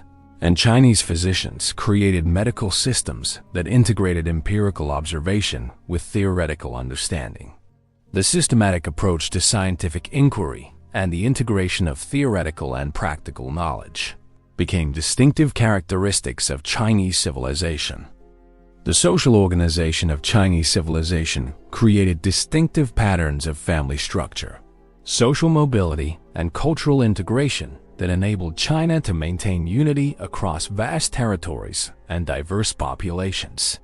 Chinese kinship systems, educational institutions, and social hierarchies created mechanisms for cultural transmission and social coordination that proved remarkably durable over many centuries. The influence of Chinese civilization extended throughout East Asia and beyond, creating cultural and political patterns that shaped the development of Korea, Japan, Vietnam, and other neighboring societies. Chinese innovations in technology, government, philosophy, and culture were adopted and adapted throughout the region, creating shared civilizational characteristics that continue to influence modern East Asian development. Chapter 9. The American Experiments. Across the vast oceans that separated the Old and New Worlds, entirely independent experiments in civilizational development were unfolding that would create some of history's most remarkable and innovative societies. The civilizations that emerged in Mesoamerica and the Indus developed sophisticated urban centers, complex political systems, and remarkable technological achievements without any contact with Old World civilizations, demonstrating the universal human capacity for creating complex societies under diverse environmental conditions. Picture yourself standing atop the Pyramid of the Sun at Teotihuacan around 1,500 years ago, looking out over one of the largest cities in the ancient world. Stretching before you is a carefully planned metropolis that housed perhaps 200,000 people at its peak, larger than contemporary Rome, organized along broad ceremonial avenues and featuring monumental architecture that rivals anything built in the Old World. What makes this achievement even more remarkable is that it was accomplished by people who had no knowledge of Old World civilizational techniques and innovations. The development of agriculture in the Americas followed entirely different pathways than in the Old World, as Native American peoples domesticated completely different sets of plants and animals. In Mesoamerica, the three sisters, maize beans and squash, provided the agricultural foundation for complex civilizations, while in the Andes, potatoes and quinoa supported dense populations in high-altitude environments that would have been uninhabitable using old-world agricultural techniques. The domestication of maize represents one of the most remarkable agricultural achievements in human history. While teosinte, the ancestor of modern corn, bore little resemblance to the large kerneled crop that would eventually support millions of people. The transformation of teosinte into productive maize required thousands of years of careful selection and represented a feat of agricultural innovation that matched or exceeded the domestication achievements of Old World civilizations. Mesoamerican civilizations developed independently many of the same institutional innovations that characterized Old World societies, including complex urban centers, monumental architecture, sophisticated writing systems, and elaborate religious and political hierarchies. However, they also created unique innovations that had no parallels in Old World development, demonstrating alternative pathways for civilizational advancement. The Olmec civilization, often considered the mother culture of Mesoamerica, established many of the foundational patterns that would influence subsequent Mesoamerican development. The Olmecs created the first large-scale ceremonial centers in the Americas, developed sophisticated artistic styles that influenced later civilizations, and established trade networks that connected regions across Mesoamerica and facilitated the exchange of goods, ideas, and technologies. The Maya civilization represents perhaps the most intellectually sophisticated society that developed in the ancient Americas. Maya achievements in mathematics, astronomy, writing, and calendar making surpassed contemporary accomplishments in many Old World civilizations. Maya mathematicians invented the concept of zero independently from Old World mathematicians, developed positional notation systems that enabled complex calculations, and created astronomical observations of remarkable accuracy. Maya writing systems were the most advanced in the pre-Columbian Americas and demonstrated the independent development of fully functional writing capable of recording complex abstract concepts, historical narratives, and literary works. The decipherment of Maya hieroglyphs in recent decades has revealed sophisticated historical records, detailed astronomical observations, and complex literary works that demonstrate intellectual achievements rivaling those of any ancient civilization. Maya political organization created distinctive approaches to governance that differed significantly from Old World models. Rather than unified empires, Maya civilization consisted of numerous competing city-states that maintained independence while sharing common cultural characteristics. This political fragmentation enabled cultural innovation and diversity, but also created persistent warfare that may have contributed to eventual civilizational decline. The architectural achievements of Maya civilization demonstrate remarkable engineering capabilities and aesthetic sophistication. Maya builders created pyramid complexes that rival Egyptian monuments in their scale and precision, developed innovative construction techniques adapted to tropical environments, and integrated architecture with astronomical observations to create buildings that functioned as both ceremonial centers and scientific instruments. The Aztec Empire represents the culmination of Mesoamerican political development and created one of the largest and most sophisticated states in the pre-Columbian Americas. The Aztecs developed innovative approaches to urban planning, agricultural intensification, and imperial administration that enabled them to control territories and populations comparable to contemporary European empires.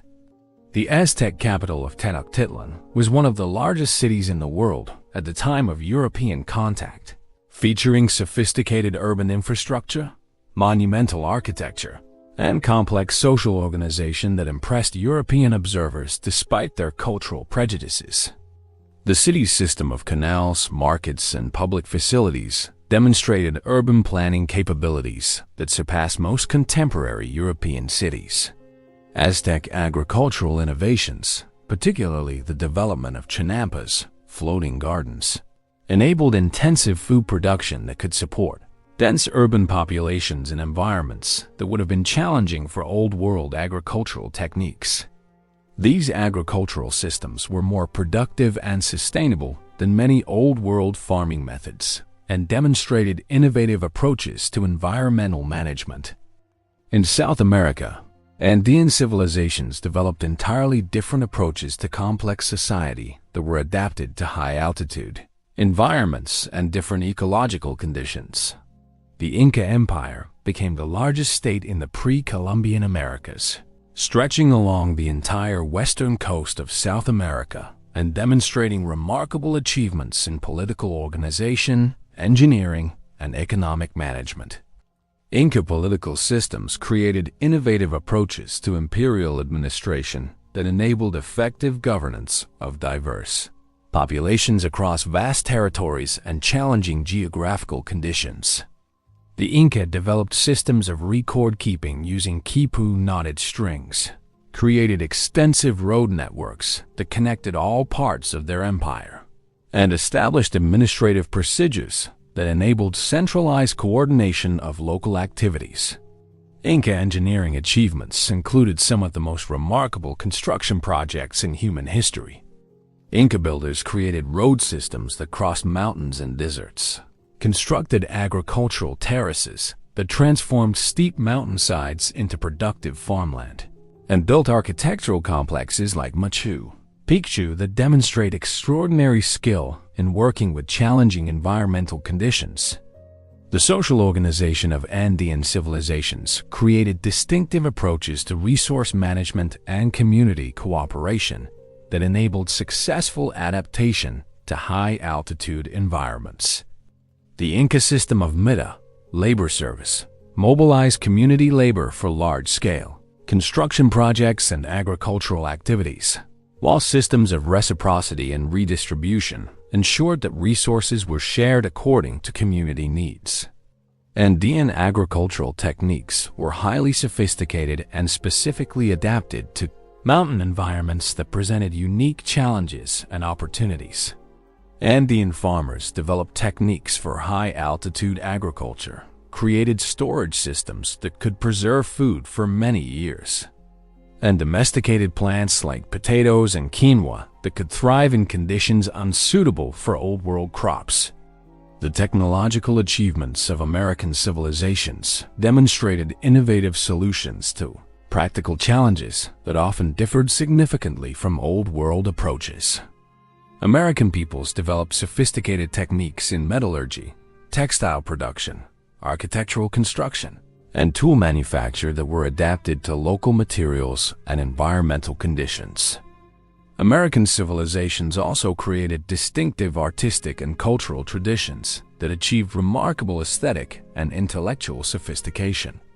American art, architecture, literature, and music developed unique characteristics that reflected different cultural values and aesthetic principles than those that dominated Old World civilizations. The collapse of American civilizations following European contact represents one of history's greatest tragedies and eliminated thousands of years of independent cultural development. However, the achievements of pre-Columbian American civilizations demonstrate the remarkable diversity of human approaches to complex society and provide valuable insights into alternative pathways for civilizational development. Chapter 10. The Networks of Exchange. The transformation of isolated villages into great civilizations was not simply a story of internal development. Within individual societies, it was fundamentally enabled by the creation of vast networks of exchange that connected distant regions and facilitated the flow of goods, ideas, technologies, and people across unprecedented distances.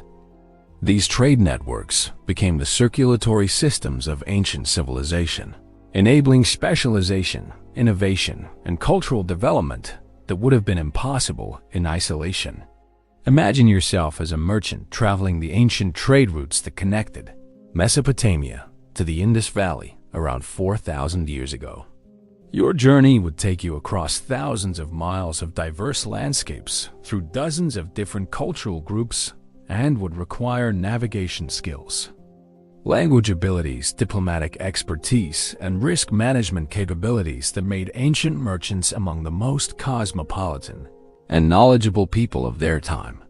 The development of long-distance trade networks represented a remarkable achievement in international cooperation that required the creation of shared standards, mutual trust, and institutions that could operate across cultural boundaries. Ancient merchants had to develop systems for determining value equivalencies between different currencies, weights, and measures. They needed diplomatic skills to negotiate with rulers and officials in different kingdoms. They required knowledge of languages, customs, and legal systems that varied dramatically across their trading territories. The goods that moved along ancient trade networks revealed the sophistication and diversity of early civilizational production. Mesopotamian textiles, Egyptian gold, Harappan seals, Chinese silk, American jade, and countless other luxury and practical goods traveled thousands of miles from their points of origin to markets in distant civilizations. This international commerce enabled specialization and innovation that would have been impossible without access to foreign markets and materials. The technological innovations that made long-distance trade possible were as remarkable as the goods that were exchanged. Ancient peoples developed sophisticated ships that could navigate open oceans, created overland transportation systems that could cross mountains and deserts, and invented navigation techniques that enabled accurate travel across vast distances without modern instruments. The domestication of pack animals, camels, llamas, horses, and oxen revolutionized land-based transportation and made possible trade routes that connected regions separated by thousands of miles. The development of sailing ships enabled maritime trade networks that could move larger quantities of goods more efficiently than overland transport. The invention of wheeled vehicles provided additional transportation options that were adapted to different environmental conditions. Ancient trade networks also facilitated the exchange of technologies and ideas that accelerated civilizational development throughout the connected regions. Innovations in metallurgy, agriculture, writing, mathematics, and other fields spread rapidly along trade routes, enabling civilizations to benefit from discoveries made in distant regions. This technological diffusion process accelerated the pace of innovation and enabled civilizations to achieve greater complexity and sophistication than would have been possible in isolation.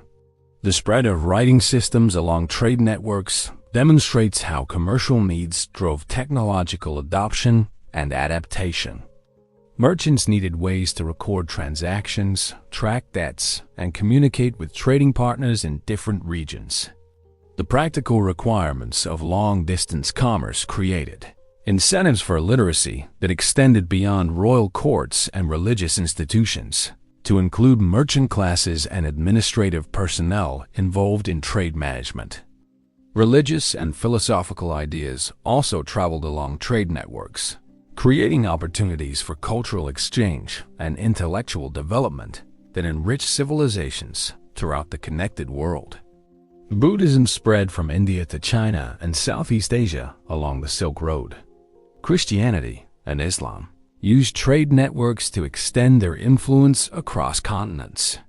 Philosophical and scientific ideas developed in one region could influence thinking in distant civilizations through the medium of commercial exchange.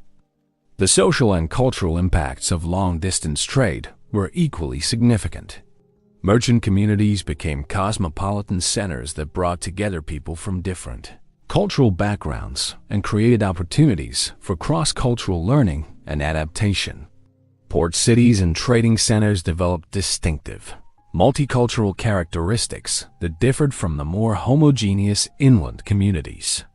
Marriage and kinship relationships often developed between trading partners in different regions, creating personal connections that reinforced commercial relationships and facilitated cultural exchange. These international kinship networks created informal diplomatic relationships that could help resolve conflicts and maintain peaceful trading conditions. The economic impacts of long-distance trade transformed local and regional economies throughout the ancient world. Access to foreign markets enabled communities to specialize in producing goods for export rather than trying to be self-sufficient in all necessary products. This specialization increased efficiency and innovation, while creating interdependencies that connected distant regions into integrated economic systems. The development of currency and credit systems facilitated long-distance trade by providing standardized means of exchange and enabling delayed payment arrangements. Merchants could purchase goods in one region with the promise of payment from profits earned in distant markets. These financial innovations enabled more complex and extensive trading relationships than would have been possible with simple barter systems. Urban development was accelerated by participation in long-distance trade networks, as cities that served as trading centers attracted population and resources that enabled rapid growth. Many of the ancient world's largest and most prosperous cities were located at strategic points along major trade routes where they could serve as intermediaries between different regions and cultures. Political relationships between different civilizations were often mediated through trade networks that created mutual interests in maintaining peaceful and stable conditions. Rulers had strong incentives to protect merchants and maintain good relationships with trading partners, as disruption of commercial relationships could have significant economic and political consequences. However, trade networks also created vulnerabilities and dependencies that could contribute to civilizational instability. Disruption of trade routes due to warfare, environmental change, or political upheaval could have cascading effects that impacted civilizations far from the source of the disruption. The prosperity that came from successful participation in international trade could be quickly lost if commercial relationships were severed. The environmental impacts of ancient trade networks were significant and sometimes contributed to ecological problems that affected civilizational sustainability. The demand for exotic goods led to overexploitation of some resources and environmental degradation in regions that specialized in producing materials for distant markets. The legacy of ancient trade networks established patterns of international commerce and cultural exchange that continue to influence global development today.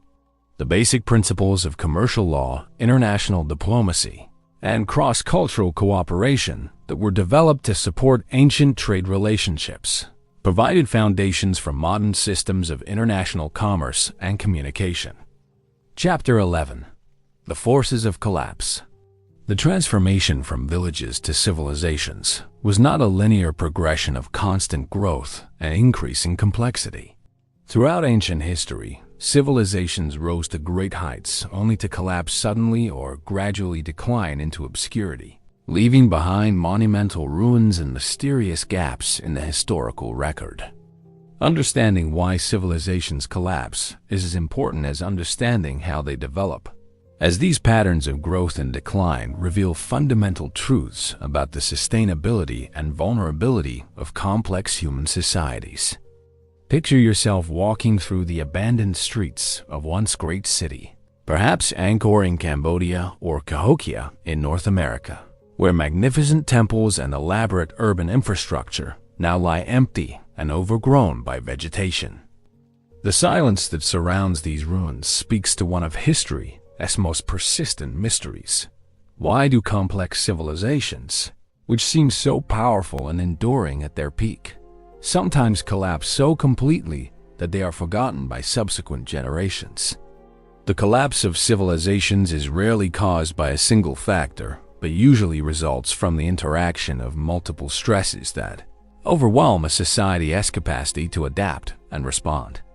Environmental degradation, climate change, military conquest, internal social conflict, economic disruption, and technological obsolescence can all contribute to civilizational collapse, often in combination with each other in ways that create cascading failures throughout complex social systems. Environmental factors have played crucial roles in many civilizational collapses throughout history. The overexploitation of natural resources, soil degradation from intensive agriculture, deforestation, and water system failures have undermined the agricultural foundations upon which complex societies depend. Climate changes that alter precipitation patterns, growing seasons, or temperature ranges can disrupt agricultural systems and create food shortages that destabilize entire civilizations. The Maya civilization provides a compelling example of how environmental factors can contribute to civilizational collapse. Archaeological evidence suggests that intensive agriculture and population growth led to deforestation and soil degradation that reduced agricultural productivity. Climate data indicates that the Maya heartland experienced severe droughts during the period when many Maya cities were abandoned. The combination of environmental degradation and climate change created agricultural crises that the political and economic systems were unable to address effectively. Military conquest has been another major cause of civilizational collapse throughout history. The development of new military technologies or strategies has sometimes enabled relatively small groups to conquer much larger and more complex civilizations. The Spanish conquest of the Aztec and Inca empires demonstrates how technological advantages in weapons, transportation, and communication can enable rapid military victories that completely destroy existing political and social systems. However, military conquest alone rarely explains complete civilizational collapse. Most successful conquerors have strong incentives to preserve and utilize the wealth-generating capabilities of conquered societies, rather than destroying them entirely. The most devastating military conquests have usually occurred when conquerors lacked the administrative capabilities to manage complex societies, or when conquest occurred during periods when civilizations were already weakened by other factors. Internal social conflicts and political instability have contributed to many civilizational collapses by undermining the cooperation and coordination necessary for maintaining complex societies.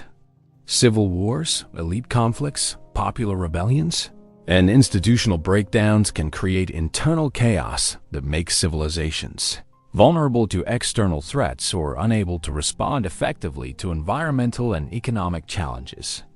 The collapse of the Western Roman Empire illustrates how internal political conflicts can weaken civilizations and make them vulnerable to external pressures.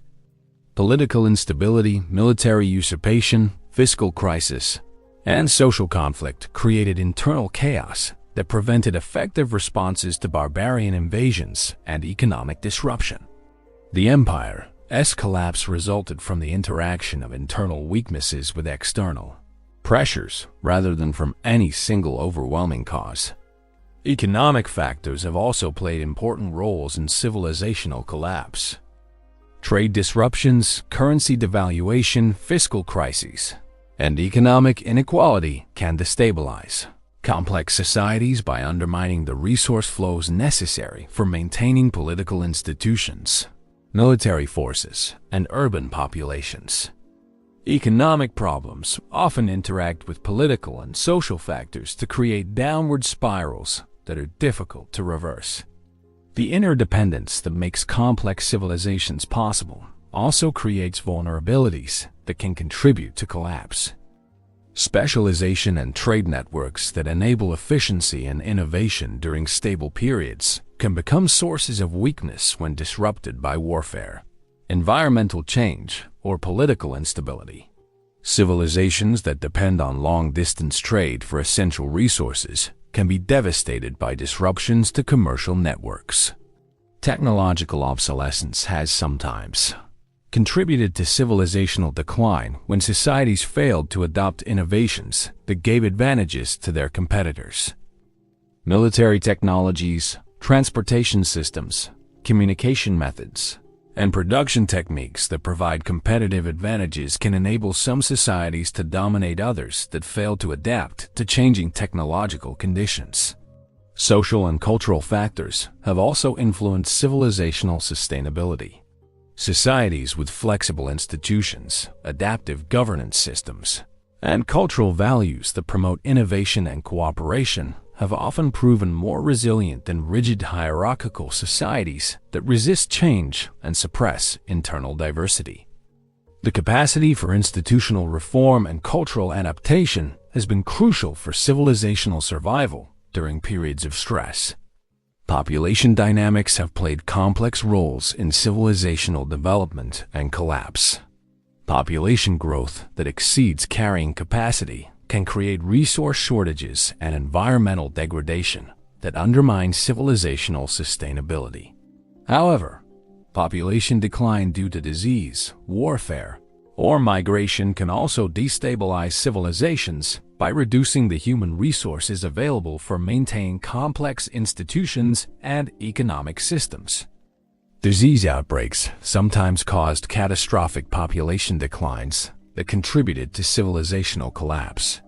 The Black Death in medieval Europe, smallpox epidemics in the Americas, and other pandemic diseases have disrupted social and economic systems in ways that took generations to recover from. The vulnerability of dense urban populations to infectious disease has been a persistent challenge for complex civilizations throughout history. The psychological and cultural dimensions of civilizational collapse are often overlooked, but may be equally important as material factors. The loss of confidence in institutions, the breakdown of shared values and beliefs, and the erosion of social solidarity can create conditions where populations lose the motivation to maintain complex social systems even when material conditions might allow for recovery. However, it is important to recognize that civilizational collapse doesn't necessarily mean the complete disappearance of human populations or cultural traditions. Many civilizational collapses have been followed by cultural continuity at local levels, gradual recovery and reorganization, or the emergence of new forms of complex society that incorporated elements from previous civilizations. The study of civilizational collapse provides important lessons for understanding both historical processes and contemporary challenges. Modern industrial civilizations face many of the same types of stresses that contributed to ancient collapses, including environmental degradation, resource depletion, social inequality, political instability, and the vulnerabilities created by complex interdependencies. Understanding the patterns of civilizational rise and collapse also reveals the remarkable resilience and adaptability of human societies. Throughout history, humans have repeatedly created new forms of complex society after the collapse of previous civilizations, often incorporating lessons learned from previous failures and developing innovations that address the challenges that contributed to earlier collapses. Chapter 12. The spread of ideas and innovations. Picture this. You're standing at the edge of a bustling marketplace in ancient Babylon. Around 2000 BCE, the air is thick with dust and the scent of exotic spices. Merchants from distant lands haggle over precious goods: silk from the Far East, obsidian from Anatolia, copper from Cyprus. But something far more valuable than any material treasure is changing hands here: ideas, innovations. The very building blocks of civilization itself are flowing like an invisible river between cultures, transforming the world forever. You see, when those first villages grew into cities, they didn't just create bigger communities. They created something revolutionary. They became centers of innovation that would send ripples across continents. Every time a trader packed his camel for a journey to distant lands, every time a craftsman shared his technique with a foreign visitor, every time a priest taught a new writing system to eager students, civilization was spreading like wildfire across the ancient world. The transformation from isolated farming communities to interconnected civilizations wasn't just about population growth or technological advancement. It was about the birth of something entirely new in human history, the systematic exchange of knowledge across vast distances. When you watch this unfold, you're witnessing the moment humanity truly became a global species, connected not just by biology, but by shared ideas, innovations, and dreams. The merchants who walked these ancient paths couldn't possibly have imagined that their simple business transactions were laying the foundation for our modern, interconnected world. Every clay tablet they carried, every technique they demonstrated, every story they told around evening campfires was a thread in the vast tapestry of human civilization. And the pattern they were weaving would change everything. But how exactly did this happen? How did innovations born in the mud brick workshops of Mesopotamia end up revolutionizing life in the Indus Valley? How did writing systems developed in Egypt find their way to distant shores? How did agricultural techniques perfected in China transform farming practices across Asia? The answer lies in one of history's most powerful forces: trade. When the first villages began producing surplus goods, extra grain, superior pottery, finer textiles, they created something that had never existed before: the possibility of exchange on a massive scale. But these early traders weren't just carrying goods. They were carrying revolution itself. Every innovation that made their lives easier, every technique that increased their productivity, every idea that solved their problems was now portable. For the first time in human history, a brilliant invention in one place could transform life everywhere. Consider the wheel, one of humanity's greatest innovations. Archaeological evidence suggests it was first invented around 3500 BCE in Mesopotamia, initially used for pottery making. But within just a few centuries, wheeled vehicles were appearing across Europe, Asia, and eventually the world. This wasn't coincidence. It was the result of systematic knowledge transfer through trade networks. A Mesopotamian potter's innovation became a transportation revolution that would reshape every civilization it touched. The same pattern played out with metallurgy. When ancient smiths discovered how to extract copper from ore, then later how to combine copper with tin to create bronze, they weren't just improving their own tools. They were creating technologies that would spread along trade routes, fundamentally altering agriculture, warfare, and craftsmanship across continents.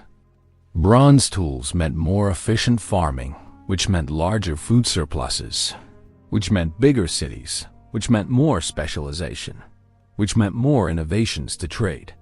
It was a cycle of progress that fed on itself, growing stronger with each exchange.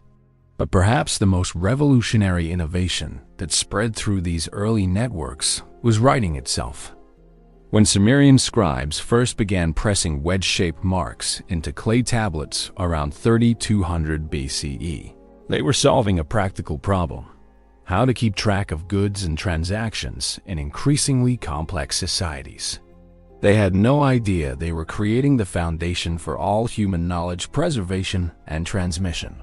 Writing didn't just spread, it evolved as it traveled. The Sumerians developed cuneiform for their language, but when this system reached other cultures, each adapted it to their own needs. The Akkadians modified it for their Semitic language. The Hittites created their own version. The Persians eventually developed a simplified alphabetic cuneiform. Each adaptation made writing more accessible, more powerful, more transformative. Meanwhile, in Egypt, hieroglyphic writing was developing along parallel lines, serving similar functions but with distinctly different characteristics. When Egyptian and Mesopotamian traders met, they didn't just exchange goods, they exposed each other to entirely different ways of recording and transmitting information. This cross-pollination of writing systems accelerated literacy and record keeping across the ancient world. The mathematical innovations flowing through these networks were equally transformative. Mesopotamian mathematicians developed a sexagesimal system-based 6-0, which is why we still have 60 seconds in a minute and 360 degrees in a circle. When this system spread through trade routes, it provided a common mathematical language that facilitated commerce, engineering, and astronomy across diverse cultures. Suddenly, an Egyptian architect could use Babylonian mathematical principles to design a pyramid, or a Chinese astronomer could apply Mesopotamian calculations to predict eclipses. Agricultural innovations spread with similar speed and impact. The three-field system, crop rotation techniques, new irrigation methods, selective breeding practices, all of these moved along trade routes, dramatically increasing agricultural productivity wherever they took root. When travelers brought news of a new grain variety that thrived in dry conditions, or a farming technique that doubled wheat yields, they were literally carrying civilization's future in their knowledge. The spread of metallurgical knowledge created a technological revolution that rippled across continents. When traders introduced bronze working techniques to new regions, they weren't just improving local toolmaking, they were transforming entire societies. Better tools meant more efficient agriculture, more sophisticated craftsmanship, more effective warfare, and more impressive architecture. Each improvement created new possibilities, new innovations to be shared and refined. Religious and philosophical ideas traveled these same routes, often with profound consequences. Concepts about divine kingship, afterlife beliefs, ethical systems, and cosmic understanding flowed between cultures, creating fascinating syntheses and sometimes dramatic conflicts. When Mesopotamian ideas about law and justice reached other regions, they influenced local legal systems. When Egyptian concepts about death and the afterlife spread, they shaped burial practices across the ancient world. The technological innovations that spread through these networks weren't just practical, they were revolutionary. The potter's wheel, the sailboat, the plow, the loom, each of these innovations transformed not just productivity, but entire ways of life. A potter's wheel didn't just make pottery faster and more uniform. It enabled mass production, which enabled trade specialization, which enabled economic growth, which enabled population expansion. The ripple effects of a single innovation could reshape entire civilizations. Language itself became a vehicle for innovation transfer. As traders learned each other's languages, they created pidgins and eventually Creole's new linguistic systems that facilitated communication across cultural boundaries. These hybrid languages carried not just words, but concepts, ideas, and worldviews. When a Mesopotamian trader learned enough Egyptian to conduct business, he wasn't just acquiring vocabulary, he was gaining access to an entire different way of thinking about the world. The development of standardized weights and measures emerged from this need for reliable trade. When merchants from different cultures needed to agree on quantities and values, they created systems that would eventually become the foundation for modern commerce. The Mesopotamian shekel, the Egyptian devin, the Indus Valley standardized weights, these weren't just convenient tools. They were the infrastructure of international trade and cultural exchange. Navigation and cartography advanced rapidly as trade networks expanded. Merchants needed to know how to find their destinations and return home safely. The development of celestial navigation, landmark mapping, and distance measurement techniques spread along trade routes, making long-distance travel increasingly reliable and systematic. Knowledge about winds, currents, seasonal patterns, and geographical features became a valuable commodity in itself. The architectural innovations spreading through these networks were equally transformative. When traders saw impressive buildings in foreign cities, massive temples, efficient granaries, sophisticated water systems, they carried descriptions and sometimes actual blueprints back home. The arch, the dome, advanced masonry techniques, urban planning principles, all of these spread through commercial networks, transforming cityscapes across the ancient world. Medical knowledge formed another crucial stream in this flow of innovations. Different cultures developed different approaches to healing, different understandings of disease, different surgical techniques. When these knowledge systems met through trade, they created increasingly sophisticated medical practices. Mesopotamian diagnostic techniques combined with Egyptian surgical procedures and Chinese herbal knowledge to create more effective healing systems.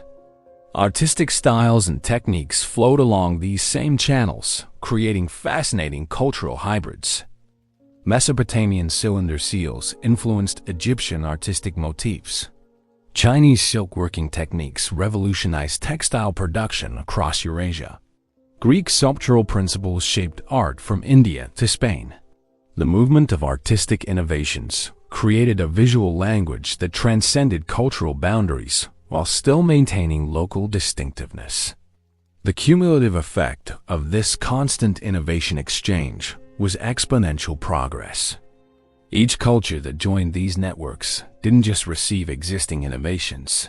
They added their own improvements, creating an ever-expanding pool of human knowledge and capability. An agricultural technique developed in the Indus Valley might be refined in Mesopotamia, further improved in Anatolia, and perfected in Greece, with each step making it more effective and applicable to different conditions. This network effect explains why civilizations that participated in extensive trade networks advanced so much faster than isolated cultures. It wasn't that they were inherently more capable or creative. They simply had access to a much larger pool of human ingenuity. Every innovation developed anywhere in the network was potentially available everywhere in the network. This collective intelligence became one of civilization's greatest assets. By 1500 BCE, you could trace clear technological lineages across continents. Bronze working techniques that originated in Mesopotamia had reached Britain. Agricultural practices developed in China were being applied in Central Asia. Architectural innovations from Egypt were influencing construction in Lebanon. Writing systems that began in the Middle East were being adapted and modified across 3 continents. The social implications of this innovation spread were equally profound. When new technologies arrived in a community, they didn't just change how people worked. They changed how they lived, thought, and organized themselves. The introduction of bronze tools might lead to increased agricultural productivity, which could support larger populations, which might require new forms of social organization, which could lead to the development of more complex political systems. This constant flow of innovations also created the world's first true intellectual property challenges. How do you protect a valuable trade secret when your prosperity depends on traveling to distant markets? How do you maintain competitive advantage when innovation spreads so rapidly? Some cultures tried to guard their most valuable technologies, but the pressure to trade and the practical impossibility of maintaining secrecy meant that most innovations eventually spread throughout the network. The speed of this diffusion varied dramatically depending on the innovation's perceived value and the complexity of transferring it. Simple tools and techniques might spread within decades, while complex systems like writing or metallurgy might take centuries to be fully adopted and adapted. But the overall trend was clear. Good ideas traveled, and they traveled fast. What made this system so effective was its redundancy and resilience. Unlike modern technology transfer, which often depends on single companies or institutions, ancient innovation spread through thousands of individual traders, craftsmen, and travelers. If one route was blocked by war or natural disaster, dozens of others remained. If one culture rejected an innovation, others would embrace it. This distributed system proved remarkably robust and persistent.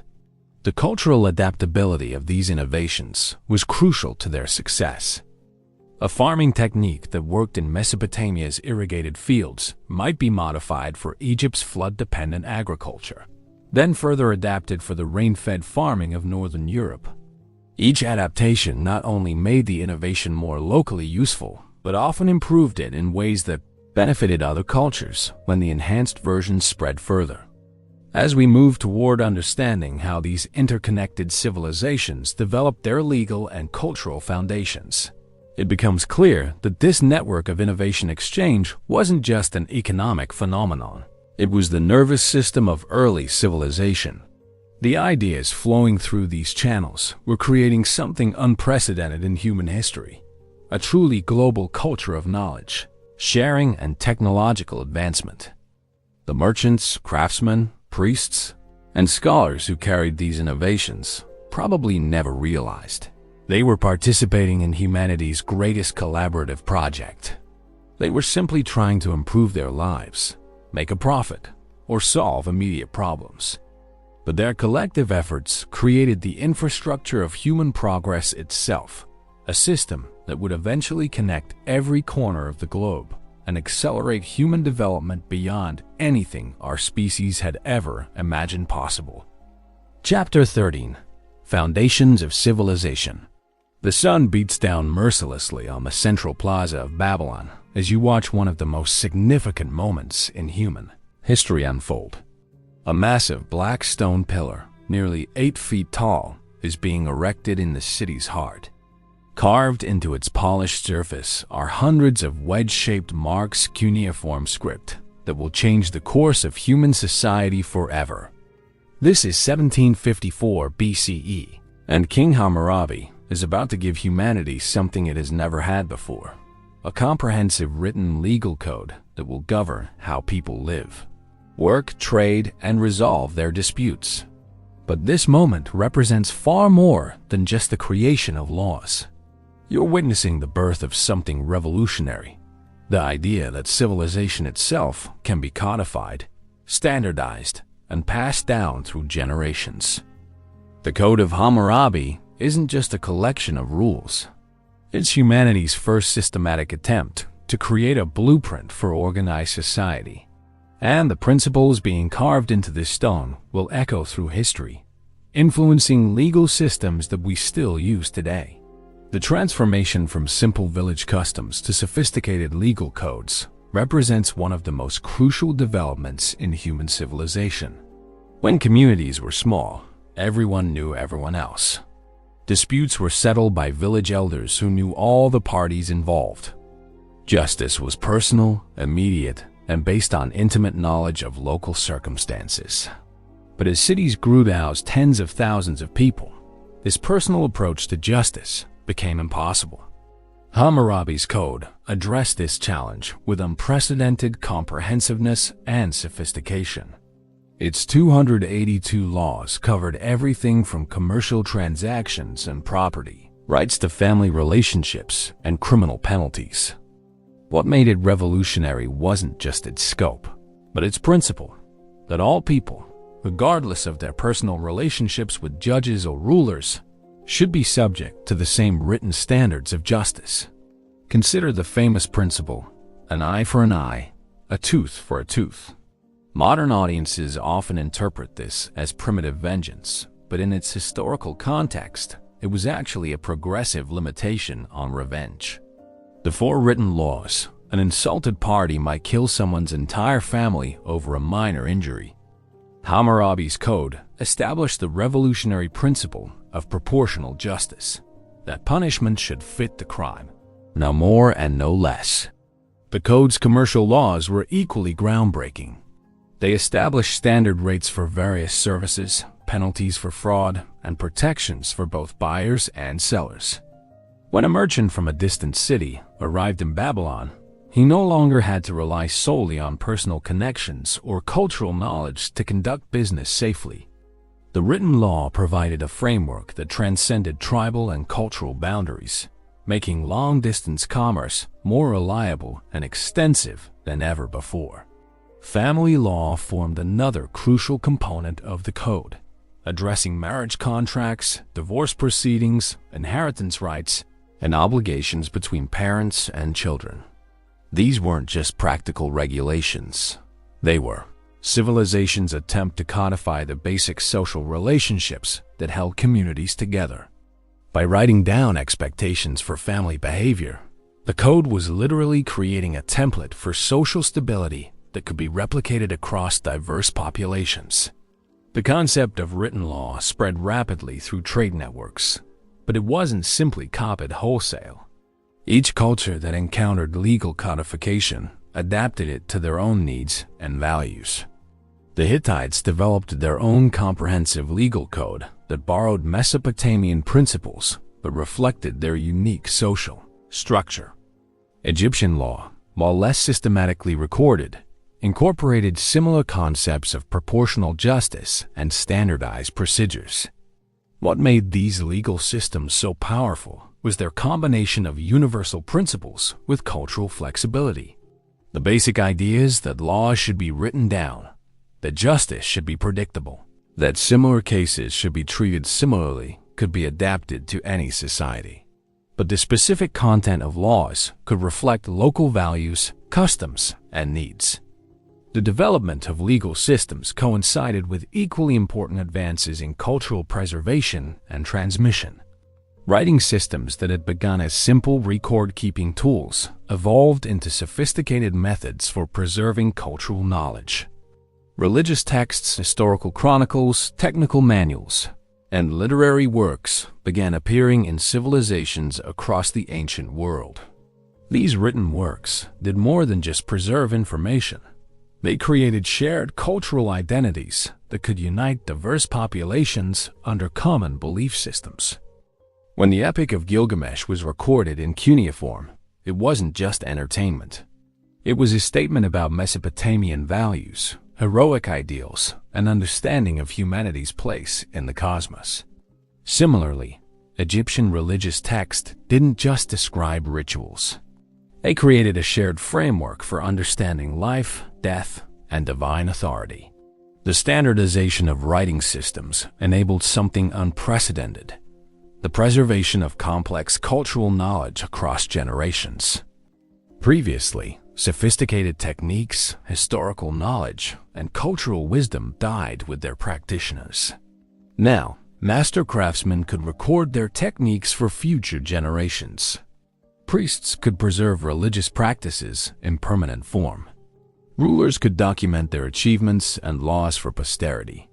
This cultural codification had profound implications for social stability and continuity. When a civilization's essential knowledge was preserved in writing, it became far more resilient to disruptions. Wars, natural disasters, or political upheavals that might have destroyed oral traditions couldn't eliminate written records. Civilizations could now maintain their identity and sophistication even through periods of chaos and change. Educational systems emerged to manage this growing body of recorded knowledge.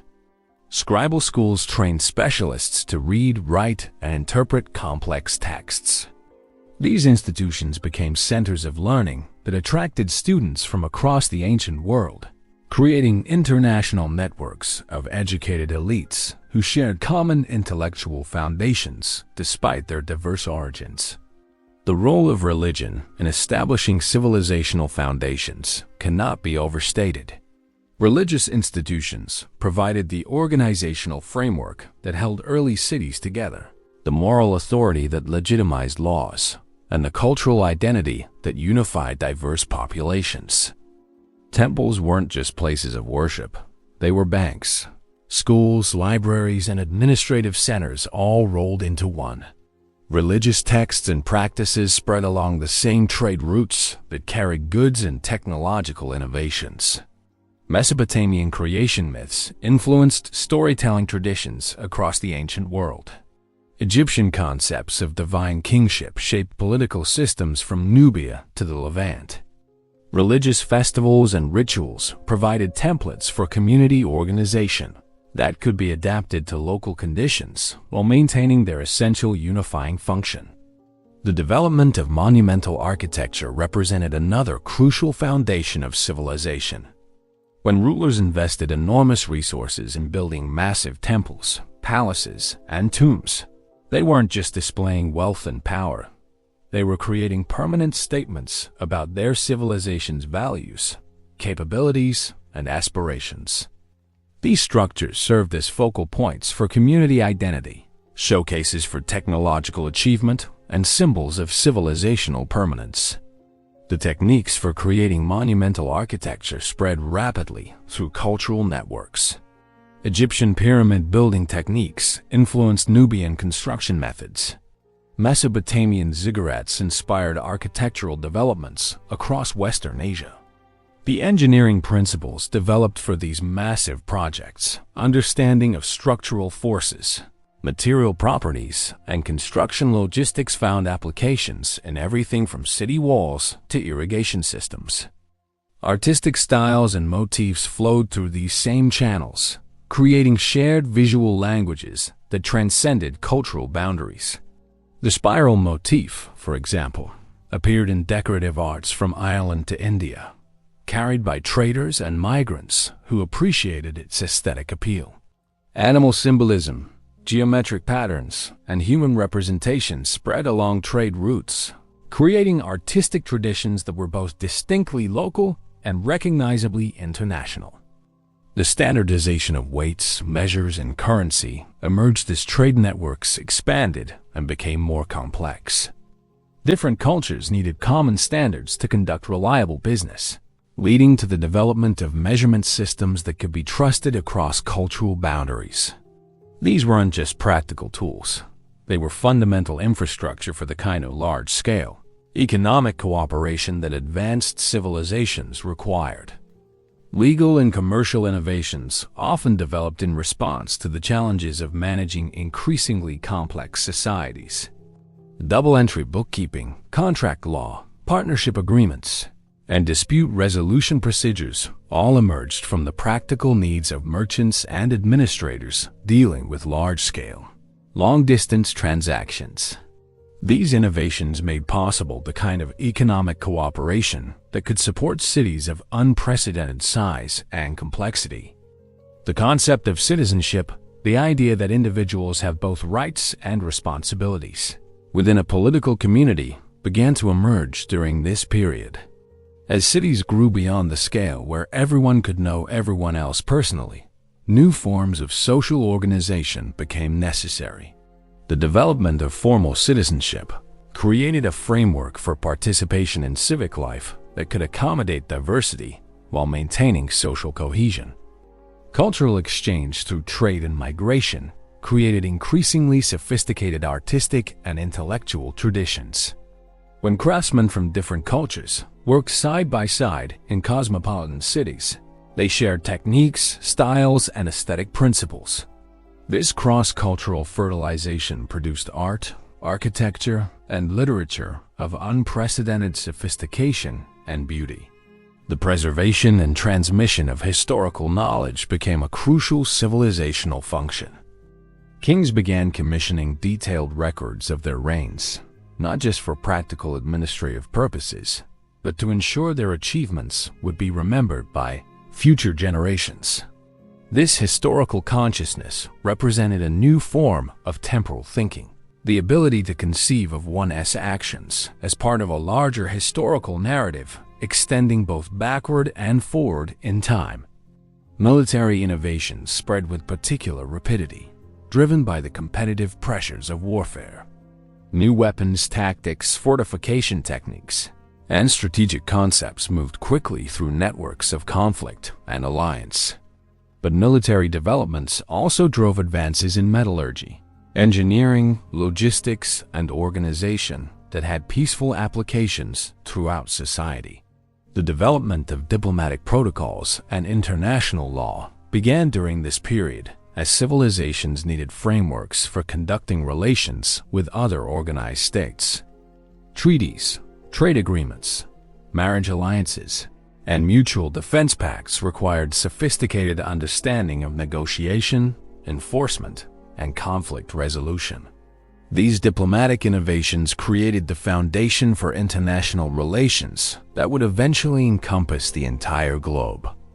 Professional specialization reached new levels of sophistication as civilizations developed the economic surplus to support full-time specialists in increasingly narrow fields. Master craftsmen, professional soldiers, career administrators, scholarly priests, and specialized merchants created a complex social structure that could maintain and advance highly sophisticated cultural and technological systems. The concept of cultural legacy, the conscious effort to preserve and transmit civilizational achievements to future generations, emerged as a defining characteristic of advanced societies. This wasn't just about maintaining useful knowledge. It was about creating continuity of identity and purpose that could survive individual lifespans. Rulers built monuments not just for their own glory, but to ensure their civilization's achievements would inspire and guide future generations. By 1200 BCE, the innovations that had begun in the first Mesopotamian cities had created a web of interconnected civilizations stretching from Spain to China. Legal systems, writing traditions, architectural principles, artistic styles, technological innovations, and cultural practices formed a complex tapestry of human achievement that was both diverse and unified. The legacy of these foundational developments extends far beyond the ancient world. Modern legal systems still reflect principles first articulated in Hammurabi's code. Our writing systems trace their ancestry back to those first cuneiform marks pressed into Mesopotamian clay. The architectural principles developed for ancient temples and palaces still guide modern construction. The artistic traditions, mathematical concepts, and cultural institutions created during this foundational period continue to shape human civilization today. When you look at the modern world, our legal systems, our international trade networks, our educational institutions, our artistic traditions, our scientific methods, you are seeing the direct descendants of innovations that began when the first villages decided to grow into something more ambitious. The transformation from simple farming communities to complex civilizations wasn't just about getting bigger.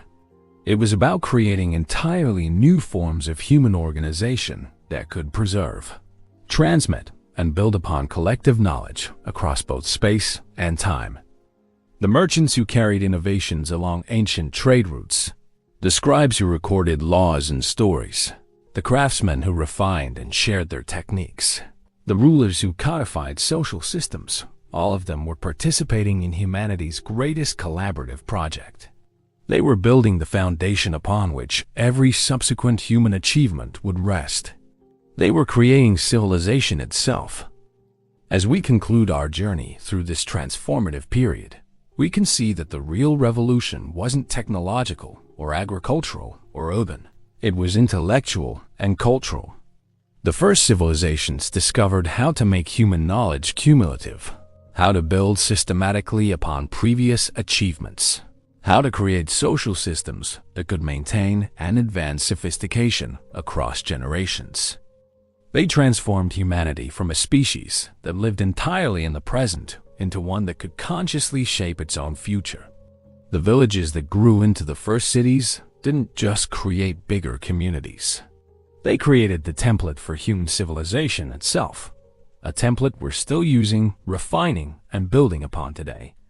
Every law we follow, every institution we participate in, every innovation we create carries within it the DNA of those first ambitious experiments in organized society.